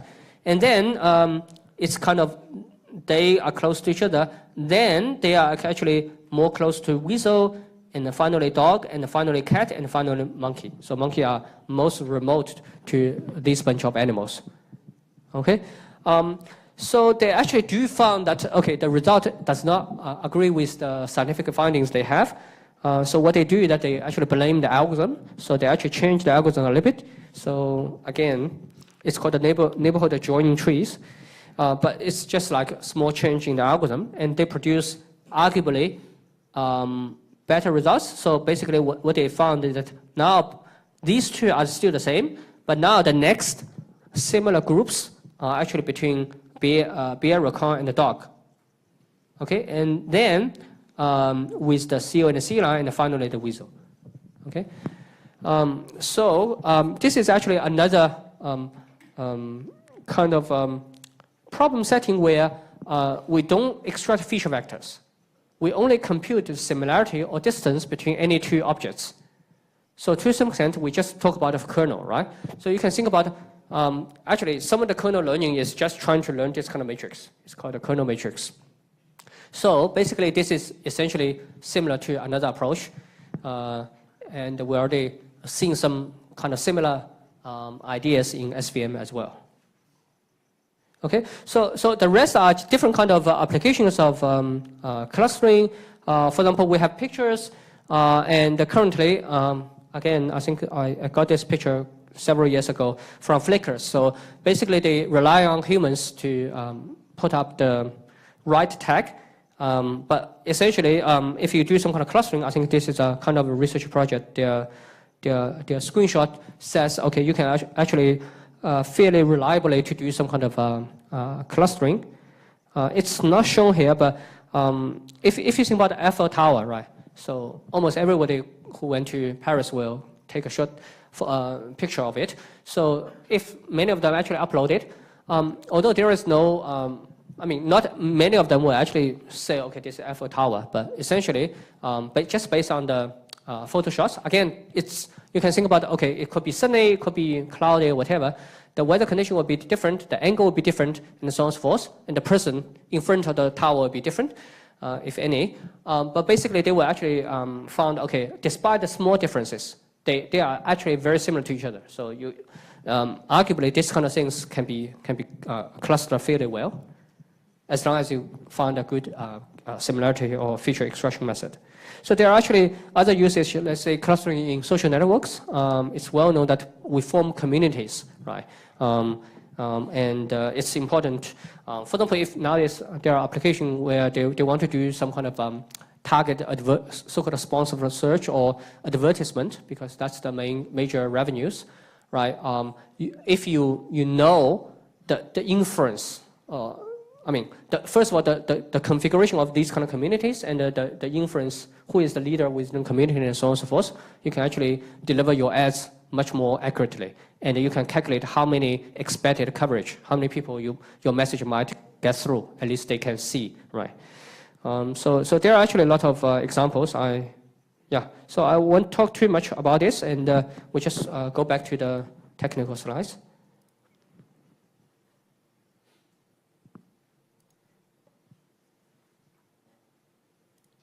So we talk about clusterings, and as we already see a lot of examples, the general idea is that we want to, there is no supervision, so we have to come up with some kind of a priori criteria that we believe are good, indicating good clusters. So if you look at, typically, it's going to be one of the two, or sometimes a hybrid of them. So we want to have a final clustering results such that similar objects are actually within the same cluster. Okay, and if objects are very different, they are going to be in different cluster. Okay, so again, we actually mentioned clustering as one of the ways to deal with, in the pre-processing part, we can actually do some kind of binning. So as we mentioned, okay, if you want to do multi-dimensional, let's say if you want to do binning, considering multiple attributes for any kind of useful function, let's say SSE, it's NP hard problem. But again, if you really want to do it, clustering is one of the way to do it. And if you remember the heuristic called the max diff in one-dimensional binning, essentially they are trying to say, okay, we should never ever put two objects which are most dissimilar, most different into the same bin. So here it's the same thing. You want to make sure that objects that are not similar to each other should not be put into the same bin. But on the other hand, you also want similar guys to be in the same bin. So it turns out that it's hard to satisfy both of them. It's because you have two criteria. In general, you are going to have some kind of trade-off. So many of the clustering algorithms, either explicitly or implicitly, they define some kind of method to trade off the two criteria. Some of the methods actually pay more attention to dissimilarity. Some of them pay attention to similarity. Okay. For example, later when we talk about spectral clustering, they actually pay more attention to make sure that dissimilar objects are actually not there. So they actually do something very similar to the max diff. They actually try to find some kind of edge to cut to disconnect some kind of point clouds. As I said, I mean, it belongs to the unsupervised classification, and because there's no supervision there. The other thing that clustering is actually useful as itself. Okay, as a standalone tool to get insight into distribution. So there are, I think one of the most famous examples is custom segmentation. So if you have a lot of customers, based on their purchasing records, you can actually try to segment them and design different kind of marketing strategies. But more importantly, especially when you go into more complex kind of tasks, K-means, for example, clustering is actually a very common way to do the pre-processing. So arguably one of the, later we talk about one algorithm called K-means. It's widely used to do a lot of pre-processing. Okay, and for example, actually I just reviewed a paper, and they actually do some kind of video. Actually, the whole paper is actually deal with different kind of video classification, even video question answering tasks, all using deep learning. Okay, so you thought, okay, it's all deep learning. Yeah, true that they use LSTM, they use different kind of CN and all these kind of things, but essentially in one state they need to find. For example, they are dealing with videos, right? So so there are some kind of concepts. So for videos, they actually it's a long sequence of frames, but not every frame is the same. So they actually have certain kind of a frame called keyframes. Again, there are some kind of technical jargons. So for each of the keyframes, they actually can learn some kind of CN or deep learning method trying to find a compact representation, which is usually a high-dimensional vector, representing very well the semantics of the keyframe. But the problem is that you need to actually put them into a long a video. So one of the things that they do is that they actually use LSTM to combine these kind of things into a hidden, representation. Then, if you do video classification, okay, you will find that there are several, let's say, a bunch of videos. They are classified with the same tag, but their final vector are going to be different. So one of the things they need to do is that they need to summarize these kind of vectors. Again, there are some kind of technical story behind it, but the general idea is that they need to summarize them. And one of the things they do is that they actually use K-means. And after K-means, they actually look at the difference for each of the videos with the K-means center. Anyway, and they do some kind of things. It's a well-known method called VLAD. So, but basically, it's part of a long pipeline of work. But basically, one of the important things they do is to tweak the clustering, build on the clustering algorithm, and also tweak a little bit to work for their particular application. So I want to talk about the applications. There are plenty of them, and as I said, I mean, the criteria is these two, but usually it's not. Typically, it's not framed explicitly one of them or a linear combination of them, but basically you will see that they are trying to do things in that direction. Okay, there are actually a lot of requirements, but arguably one of the first thing is actually surprisingly it's actually scalability. My take on this one is that first of all, actually most of the clustering algorithm is very slow. Very slow means it doesn't scale very well with the number of points. So typically it's n squared, if not n cubic. So if you have millions of or even tens of millions of points, there are only very few algorithms you can use. Of course, there are actually, in research, there are actually different kind of methods that you can do, but they all involve tuning a lot of parameters and so on and so forth. So if you ever heard, there is an algorithm called K-means, and it's a very old algorithm, and it has a lot of limitations, but one of the strongest points is that it's very fast, and its running time is controllable, so you can actually stop any time, and they give you some kind of clustering results. So for whatever reason, it's actually widely used, almost like the number one choice, especially for high-dimensional cases. So surprisingly, scalability is actually one important things. There are other things like ability to deal with different kind of attributes. And not all algorithms can do that. For example, K-means actually really require only deal with numerical attributes. So if you have categorical attributes, it's hard.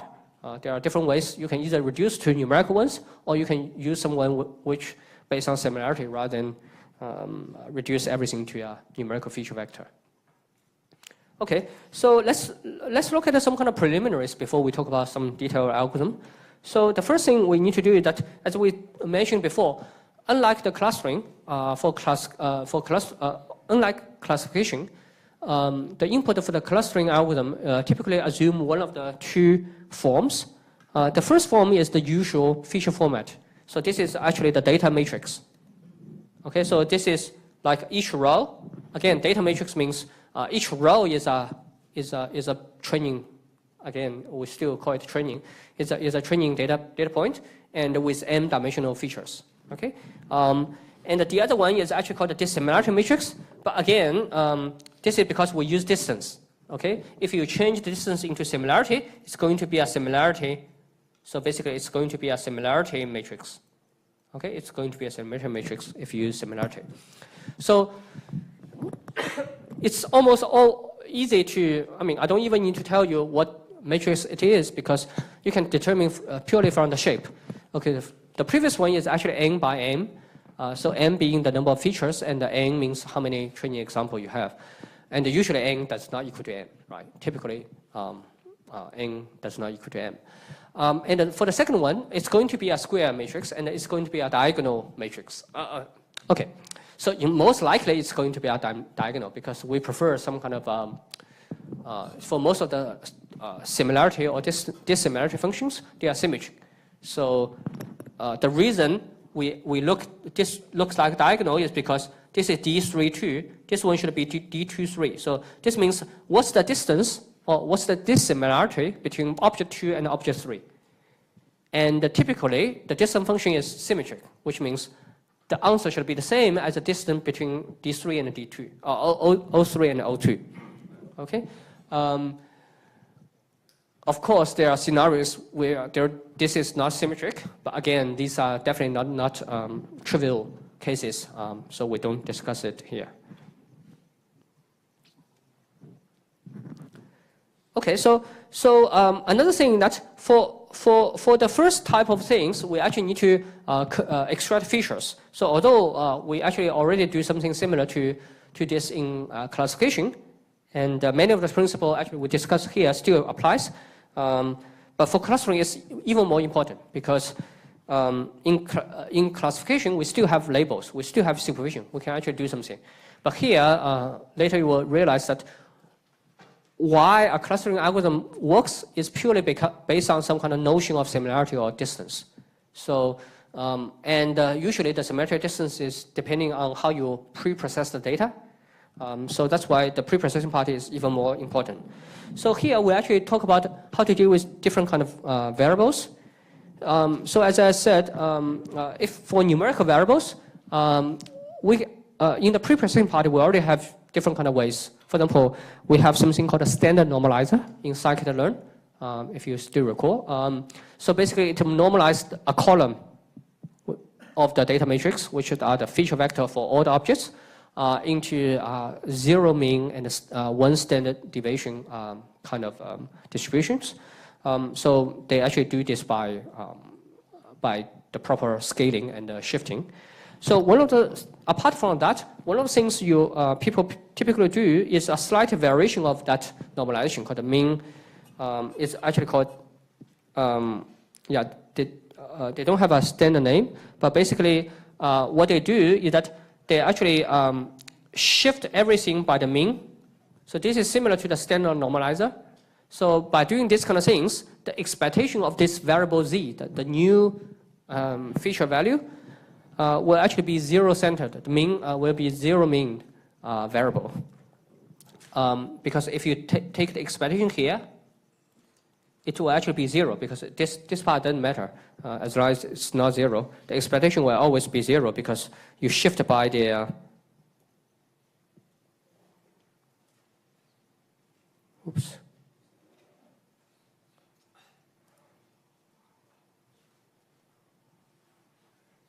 Yeah, because you shift by the means. Okay, so so the only difference is that the denominator is actually not a standard deviation. So they actually use a robust estimation.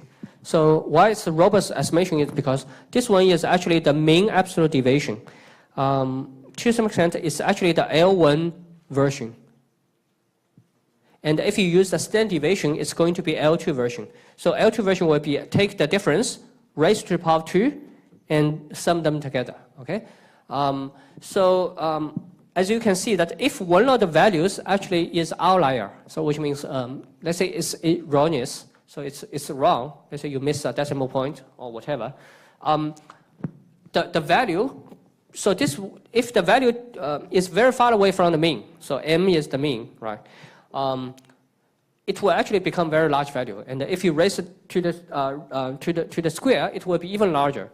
So that term will actually dominate the whole thing. Hence, the denominator you obtain if you use the square root version, it will actually be close to sort of like largely dominated by the wrong data, the outlier. And this means the normal data will actually be be very small because essentially they are divided by a very large quantity. Only the outlier will actually have maybe 1 or whatever, sort of like a constant value. Most of the normal data will actually have a very small value. So that's actually not very good. So from statistics, we actually know that if we take the absolute value and just take the average, it's more robust to this kind of outliers. So this is actually the main consideration here. So so the other thing is that, so how do we define the distance? Okay, so a very popular way is actually the so-called LP distance. Mathematically, it's if you have two feature vectors, both are already numeric and properly normalized. So what we do is that we actually take the vector difference and measure its norm. And whenever we measure norm, we actually can measure its LP norm, P being a parameter. But usually, these three, and arguably, the first two are actually widely used. So P1 is actually called L1 norm, or if you talk about distance functions, it's called usually called the Manhattan distance, or city block distance. There are different kind of names. For P equal to 2, it's going to be Euclidean distance. So you can see that P equal to 2 is nothing but raised. So Zi is nothing but the ith components of xi and xj. You raise to the power of 2 and sum them together and take the square root. So that's the standard length of a vector in Euclidean space. A special case that if p equal to infinity, we can still define these kind of things using these kind of things. It turns out that essentially it's going to be the max. Sometimes we call it the max norm. It's going to be, so basically just to give an example, so if you have two vectors, let's say one vector is 1, 2, 3, the other one is 4, 5, 6, right? So if you take the L1 norm, so maybe I make the -6. So L1 norm will actually be the difference 3 and 3, and this will be 9, and you sum them together. And for L2 norm, you take the square root of 3. You raise it to take the square of 3, 9, and take the square root. And for the max norm, it's going to be 9. Because 9 is the max difference between individual components of xi and xj.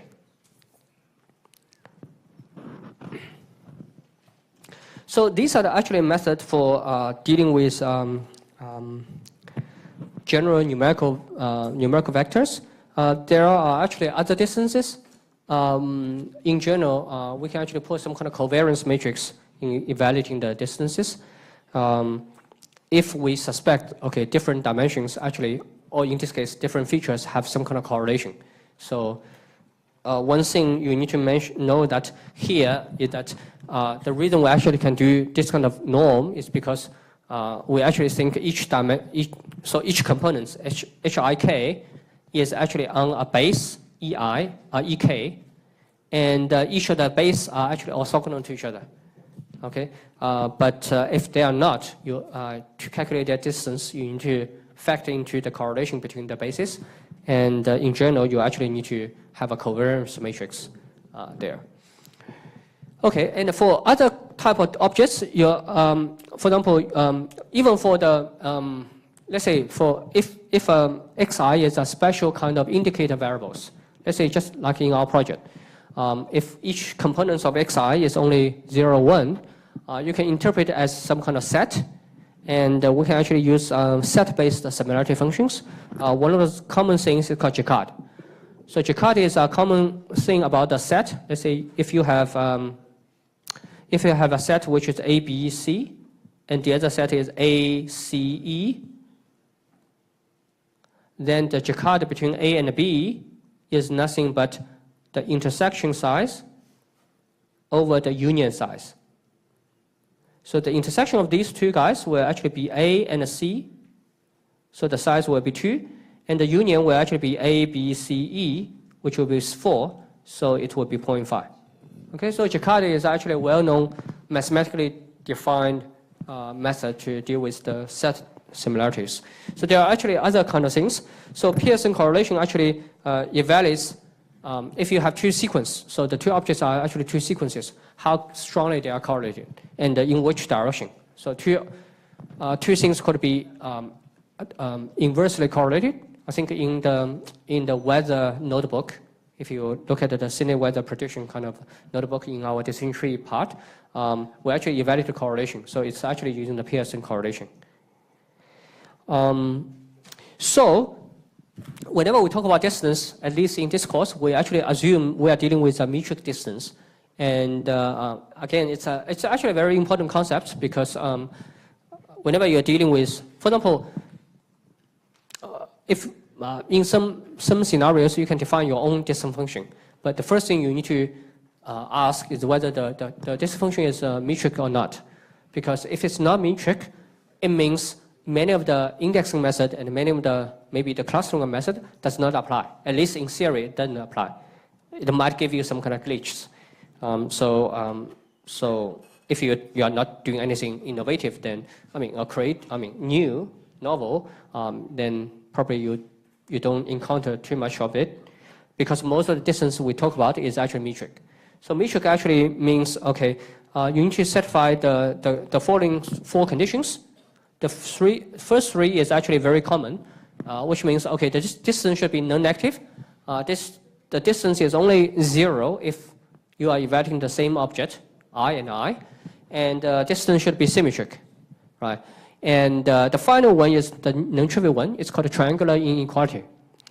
Again, this looks very daunting, but essentially when you draw a figure, it means ijk. So this means ij, the distance between this guy is going to be bounded by the length of this guy plus this guy. Okay, because they have to form a triangle. And one of the properties of triangle is that the length of the two sides are definitely upper bounding the length of the other side. Otherwise, they won't make a triangle.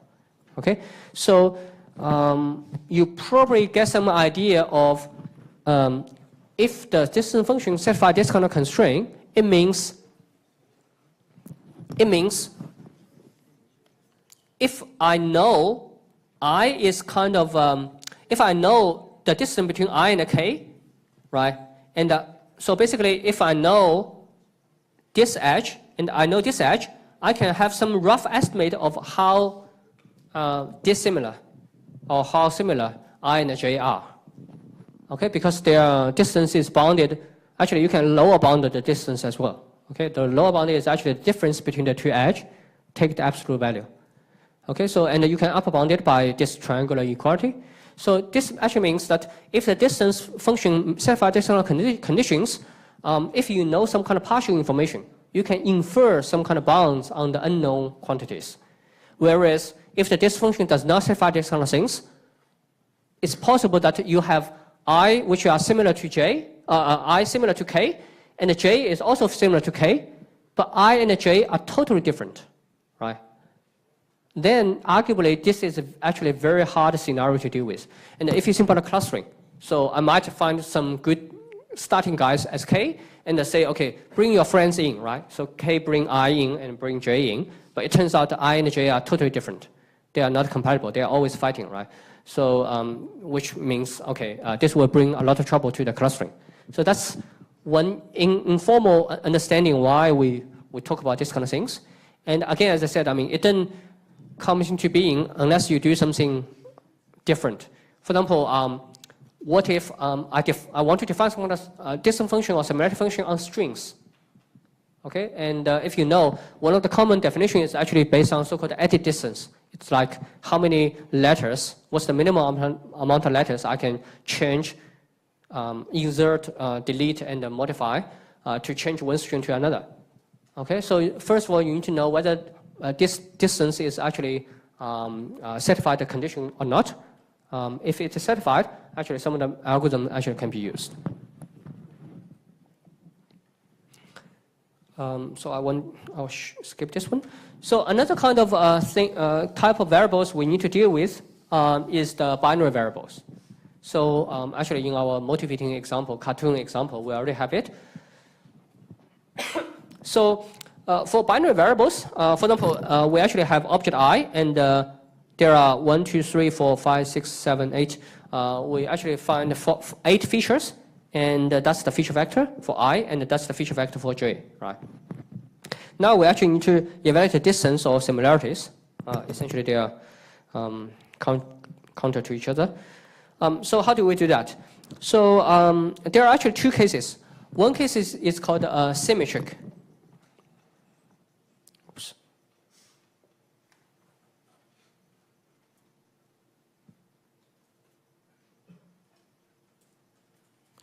One is that it's symmetric. Symmetric means for any of the, let's say, dimensions or features, we do expect at least our confidence, our belief is that approximately half of the rows will actually have 0 and half of the rows will have 1. So basically, there is no significant skew on this feature. Again, it's not necessarily 50%, but again, there is no fixed number, but I would say that just use your common sense. For example, if you see 90% of the values in your dataset on this column is, let's say, 1, right? I think by common sense, most people will think this is not symmetric. But if the percentage of 1 is about, let's say, 65%, really depends. I mean, I think probably most people will agree that it's kind of a little bit skewed, but it's still kind of balanced. So if you believe that, then you say, okay, that attribute is actually symmetric. So if all the dimensions are all symmetric, then you can use this kind of formula. Okay. Otherwise, asymmetric means one of the variables are. We actually do believe that one of the values are going to be the default value. So most of the rows should assume this value. So I think later we use the medical domain as an example where if you do any kind of test, you really want the result to be negative, okay, which are 0. Okay, anything positive means maybe something is wrong because some of the, for example, you might have some kind of indication of certain kind of things. So if it's asymmetric, we actually use this kind of formula. Okay, the detailed formula here is actually say, okay, if object I is 1 and the object J is also 1, you actually call it A. So basically, if you go through this example, you just draw this kind of table, and for example, you go through the first one, it's 0, 0, right? 0, 0. So you actually put 1 here, and then 1, 0. So this is 1, 0. You put 1 here, another 0, 0. You put a 2 here, and so on and so forth. You do the counting, and finally you might find, okay, D is, I think D should be another one. So D should be 3. D equal to 3, and A may be equal to 4. Let's say this is 0, this is 1. Let's say something like that. Then you just plug in the formula.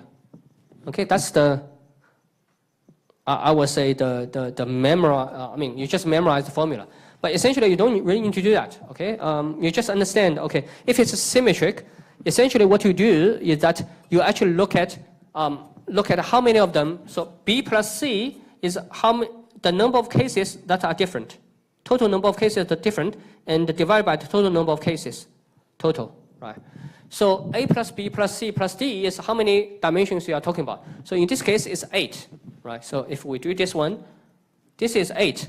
So so-called B plus C, the numerator is actually how many dimensions they have, their value differ. So this is 1, 2, 3, 4. So it's 4/8.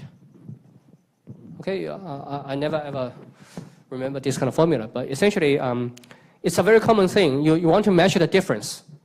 Essentially, you tried look at eight because there are only 8 components or 8 features, and you found out of 8, 4 of them are different.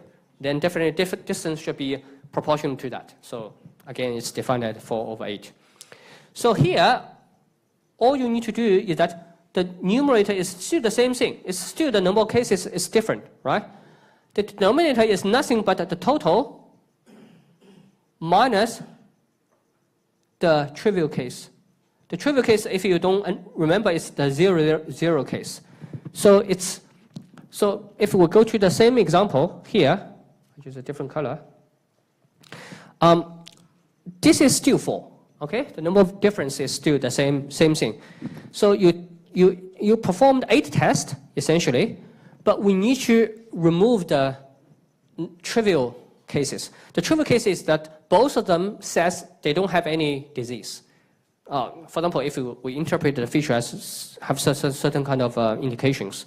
So what you do is that you actually look at the cases where both of them are 0. This is 1, 2, 3. So you actually need to do 4/8 minus 3. Okay?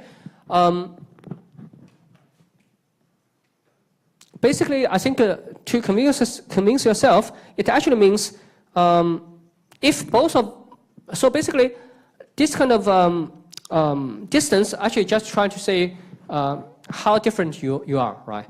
And the reason we actually think, okay, I mean, the fact that we tell you that all the features are symmetric, meaning that we do expect most people to have 0.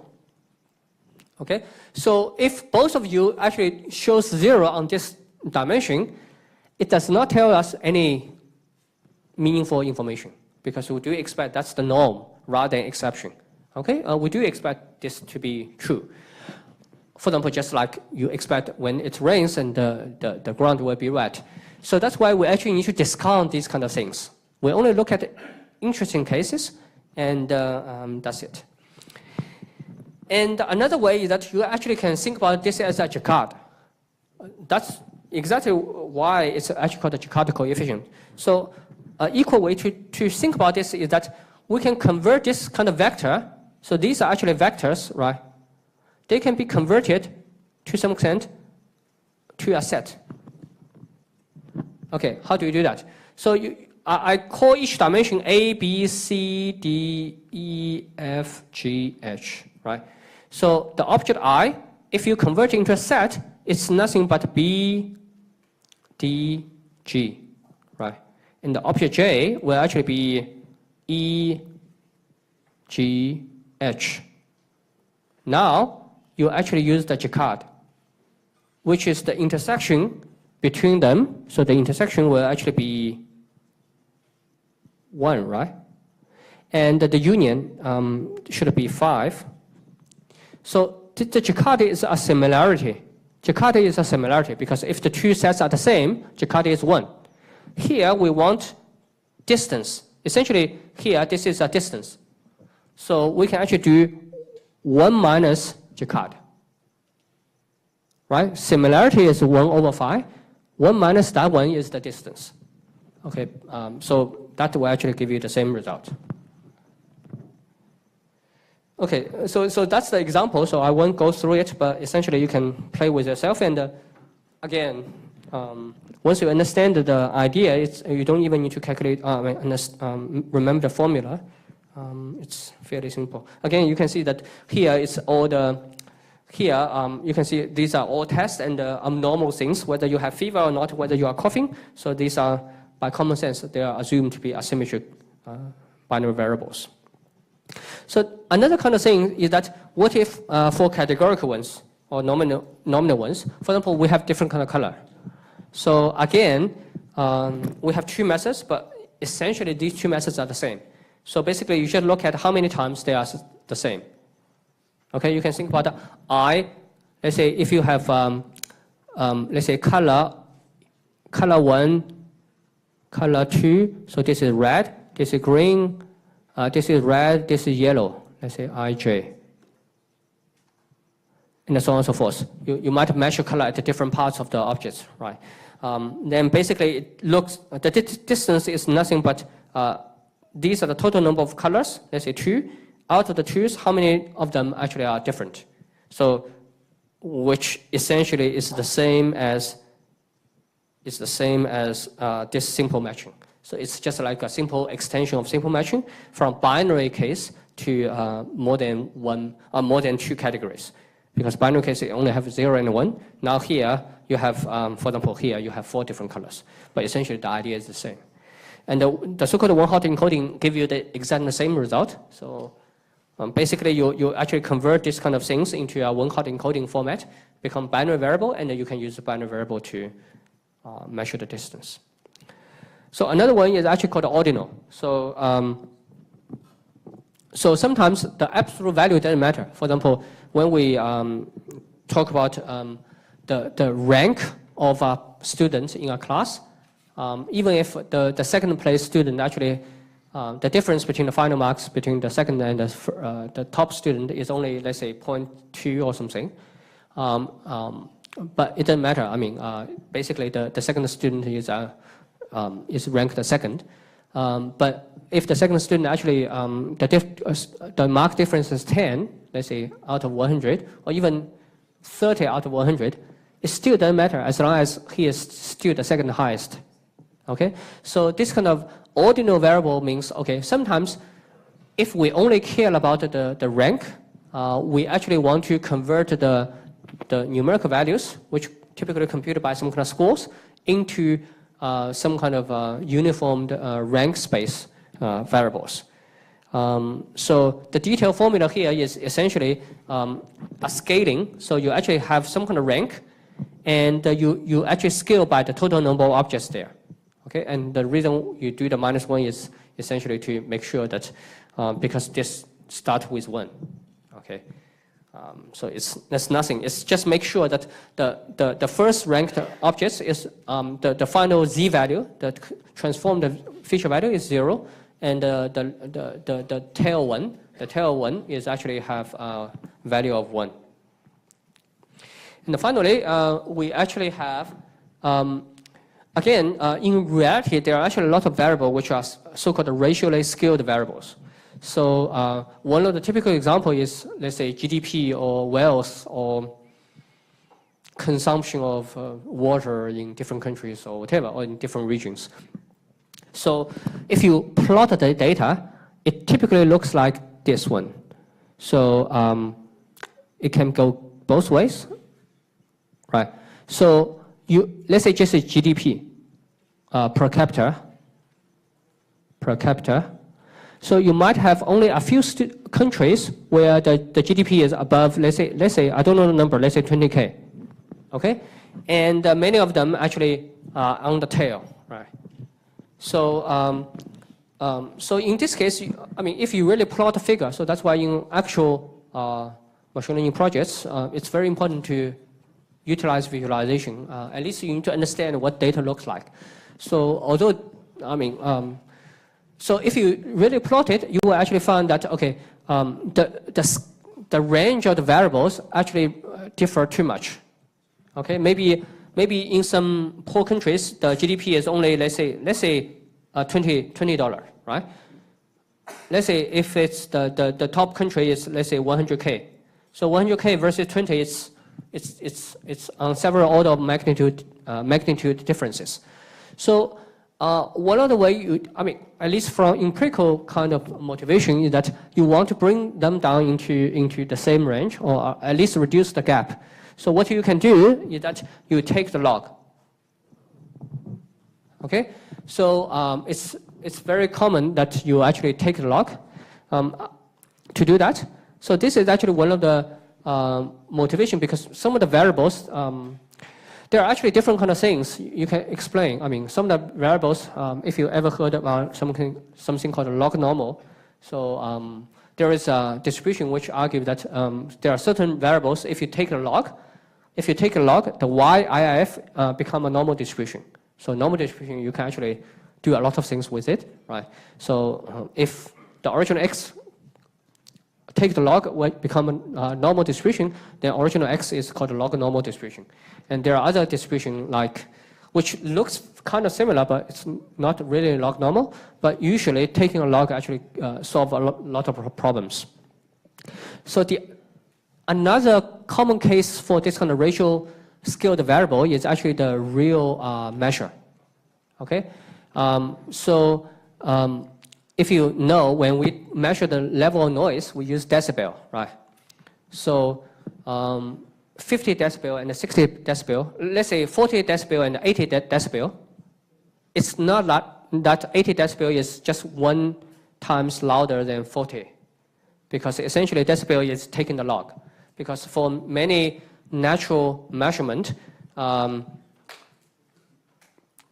the way we perceive, I mean, for example, our air, or you feel the temperature or whatever, in many cases, you actually are not so sensitive. For example, for the music, it's the same thing. Okay, the frequency does not form the equal space, but essentially it's racially spaced. They follow the same ratio. So in that case, if you take the log, all the music scores actually become like evenly spaced. But if you work in the original frequency range, the gap is become larger and larger and larger. That's mainly because our ears essentially sort of like genetically they actually work in this way. So they actually sort of like measure the log of the signals. So that's also one of the things. If you really have a raw measurement, and the raw measurement actually there are evidence showing that okay, we don't perceive it. We do perceive it in a log scale, then we probably need to take the log transformation. Okay, so let's quickly talk about a few major categories of clustering approach. So we are mainly talk about these 3 kinds of clusterings: partition-based clustering, hierarchical clustering, and graph-based clusterings. So basically, there are actually many other kind of things. For example, density-based is actually one of the also very popular ones. But this time we actually only focus on the first 3 categories. Again, for the first 2 categories within this slides, and for the graph-based, which is spectral clustering, I'll supply additional slides later. So the first one is actually partition-based method. So the partition-based method actually can be motivated from different angles. So one of the, I think the easy to consider angle is from the algorithm side of view. So if you view the clustering as, you don't need to think, stop thinking from the machine learning point of view for a second. You just think about what's the output. So I give you a set of points, right? Each point have its feature vector, so you can think about it's in a particular space. And assume that I already give you K. I know I need to partition the cluster into K clusters. And by the way, the reason we actually use partition, whenever I use the word partition, and I think in most of the clustering algorithm we talk about and commonly used, we do use the partition-based view of the cluster. So which means each object belongs to one and only one cluster. Right? So you don't say, okay, this point or this object have 60% of property belong to cluster A, have 40% of property belong to cluster B. But this is actually called hard clustering. It's called hard clustering. But many of the hard clustering algorithms can have a soft clustering, which admits this kind of probabilistic assignment, which usually is actually easier than the hard clustering. So we focus on the hard clustering problems, which are usually the default clustering you would like to have. Okay, so we have n objects, and we need to partition into k clusters.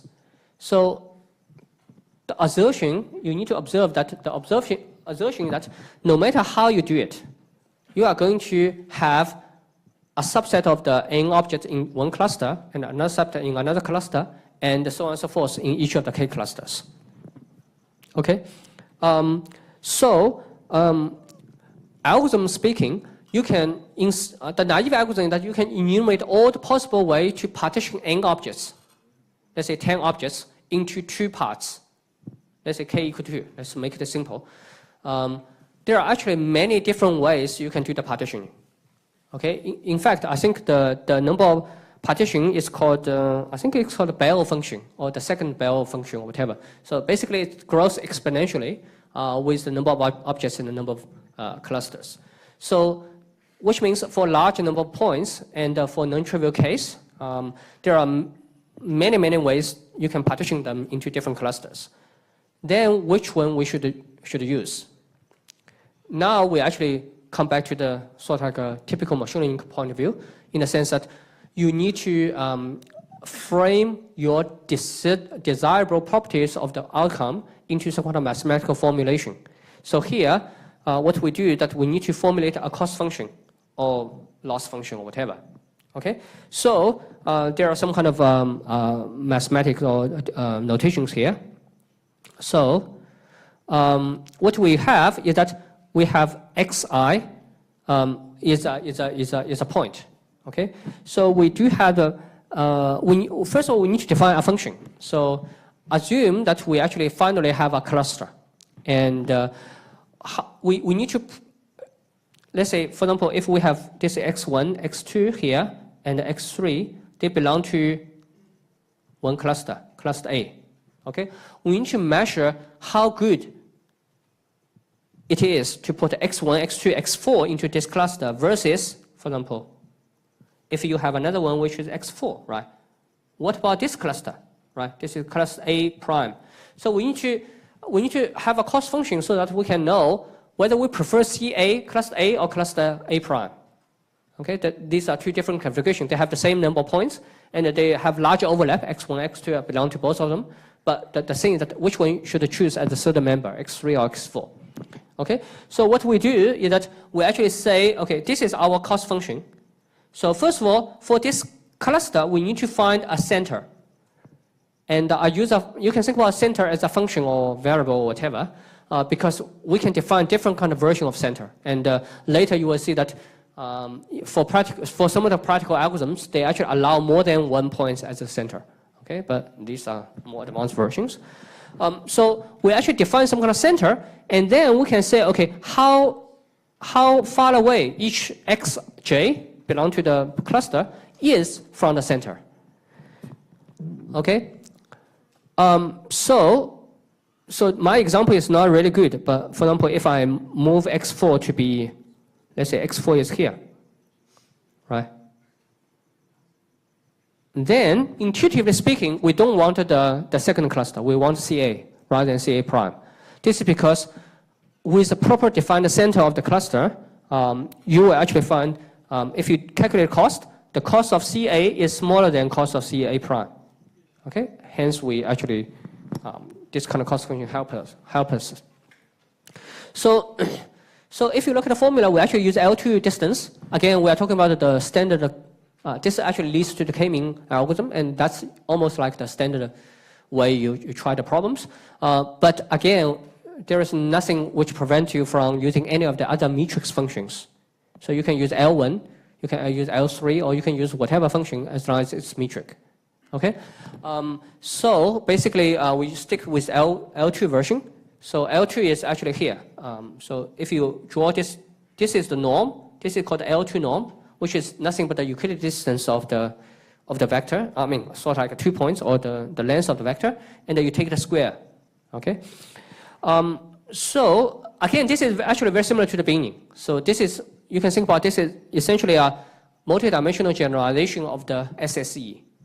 So in our binning, because it's one dimension, so essentially it's everybody minus the average, the mean of the points within the bin, and take the square, take the square and sum them together.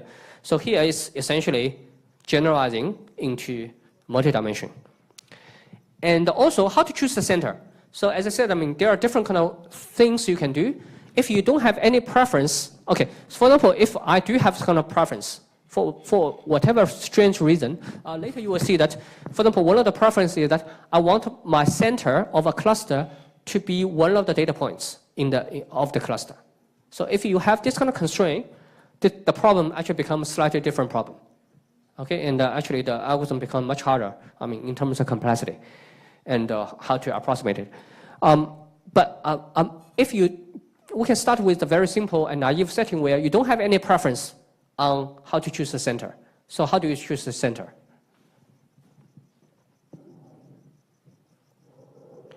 So if I don't know how to choose the center, right? How do I choose the center? That's a rhetorical question. So one of the ideas is that I can view the center of CI as a variable, right? You view the whole thing as some kind of W, which I can optimize. And you need to think about, okay, then what we should do. So because if I use different center, the cost of the same cluster, right, will be different. Okay, which this actually makes fair comparison between different clusters a little bit harder. So one of the sort of like objective way to compare to characterize the cost function is that I want to get rid of this W, right? I don't want, otherwise the actual cost function should have a parameter which is W, right? And if I choose different W, again, don't think about W as actually the center. It could be some strategies, some preference over the center or whatever. So if I use different kind of W, then the clustering quality will be different. So one way to get rid of this parameter is actually to say, okay, I define my cost to be you can think about define my cost of this C to be defined as the minimum given W. You try all the W's, and this is cost of C parameterized on W, right? This is one way to get rid of W. So which means, okay, I try all the W's, and I just set on the W which is the smallest, which give me the least cost for this cluster, and use that one as the cost function. So it turns out that the average of the xi's belong to the cluster. For example, if you have x1, x2, and x3, so you take the take the first components, and the average probably is somewhere here. And basically, I won't do it. It's not going very well. But basically, it's going to be somewhere here. It's going to be the average of all the first components and the average of the second components. Okay. So you can show that this is called the centroid of a cluster. The centroid actually minimizes the cost function, and then you can define the cost function as something like this. Okay. So again, you can actually memorize the formula, which is actually very, very simple. But essentially, I think the philosophy behind defining these kind of things actually is more important to help you to understand how to deal with different kind of cases. And from this angle, you can also see that there are different kind of variation of the model or the algorithms. Okay. Now, because we must have k-centers, now what we do is that we need to find a particular way to partition all the xi's into k different centers, such that the total cost, sum over the cost of each individual clusters, is minimized. Okay, we want to minimize the cost.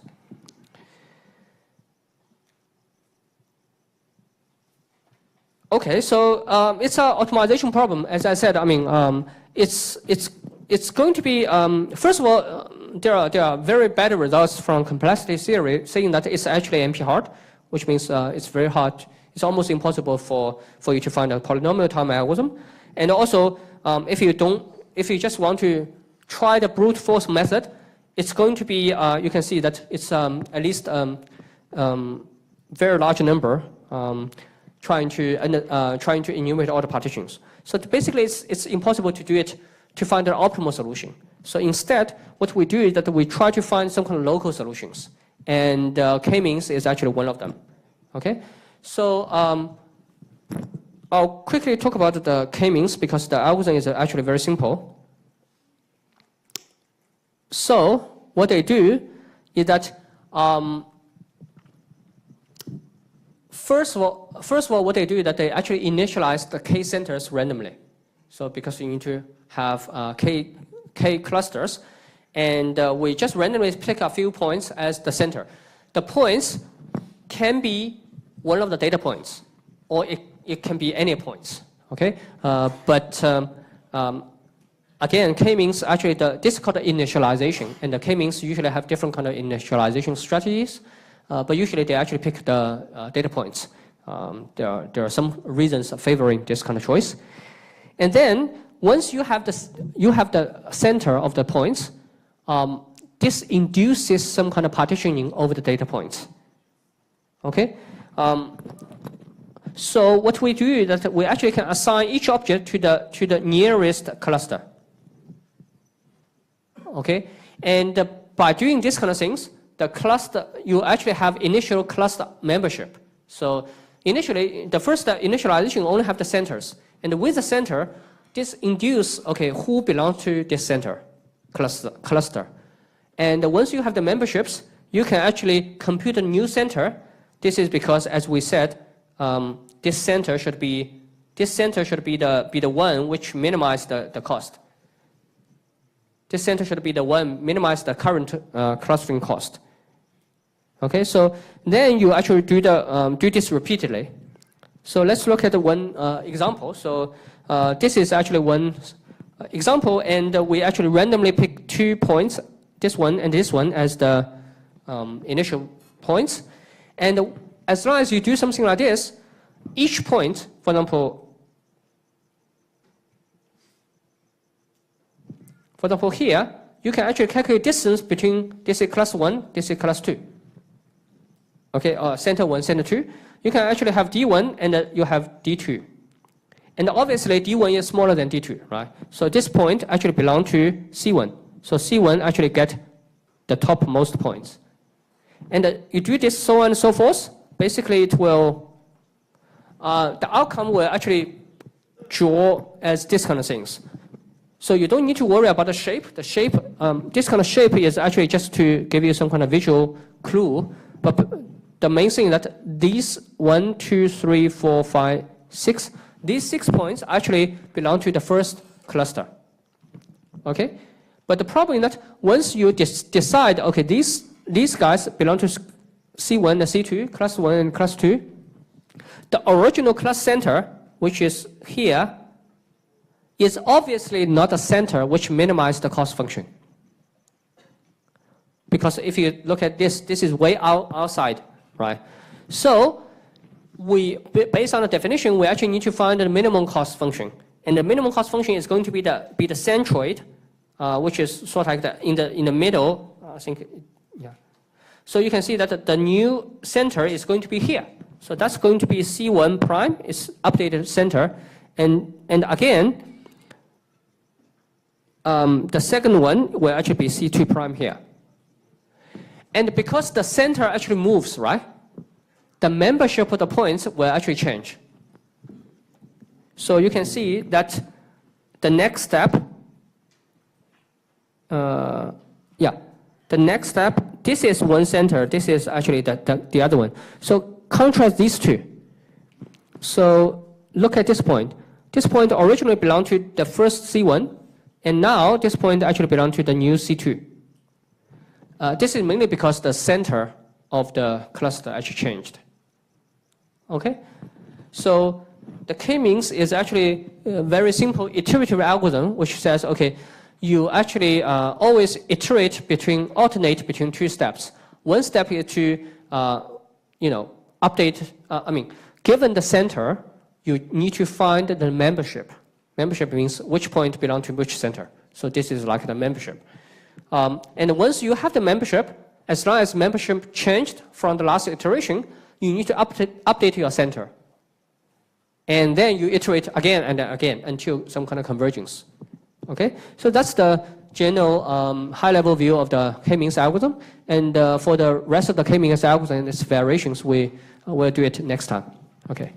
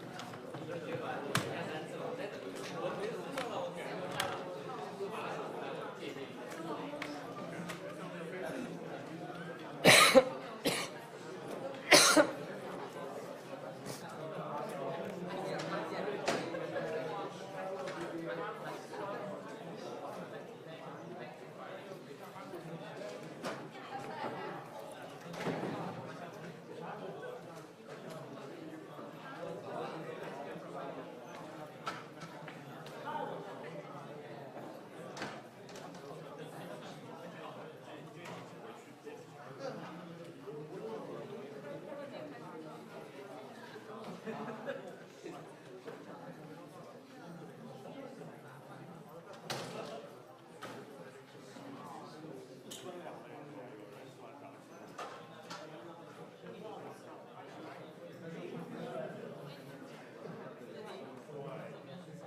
的，我觉得那个就是不管你时差怎样，你都是2点到4点睡。就是要晚上。对啊。晚上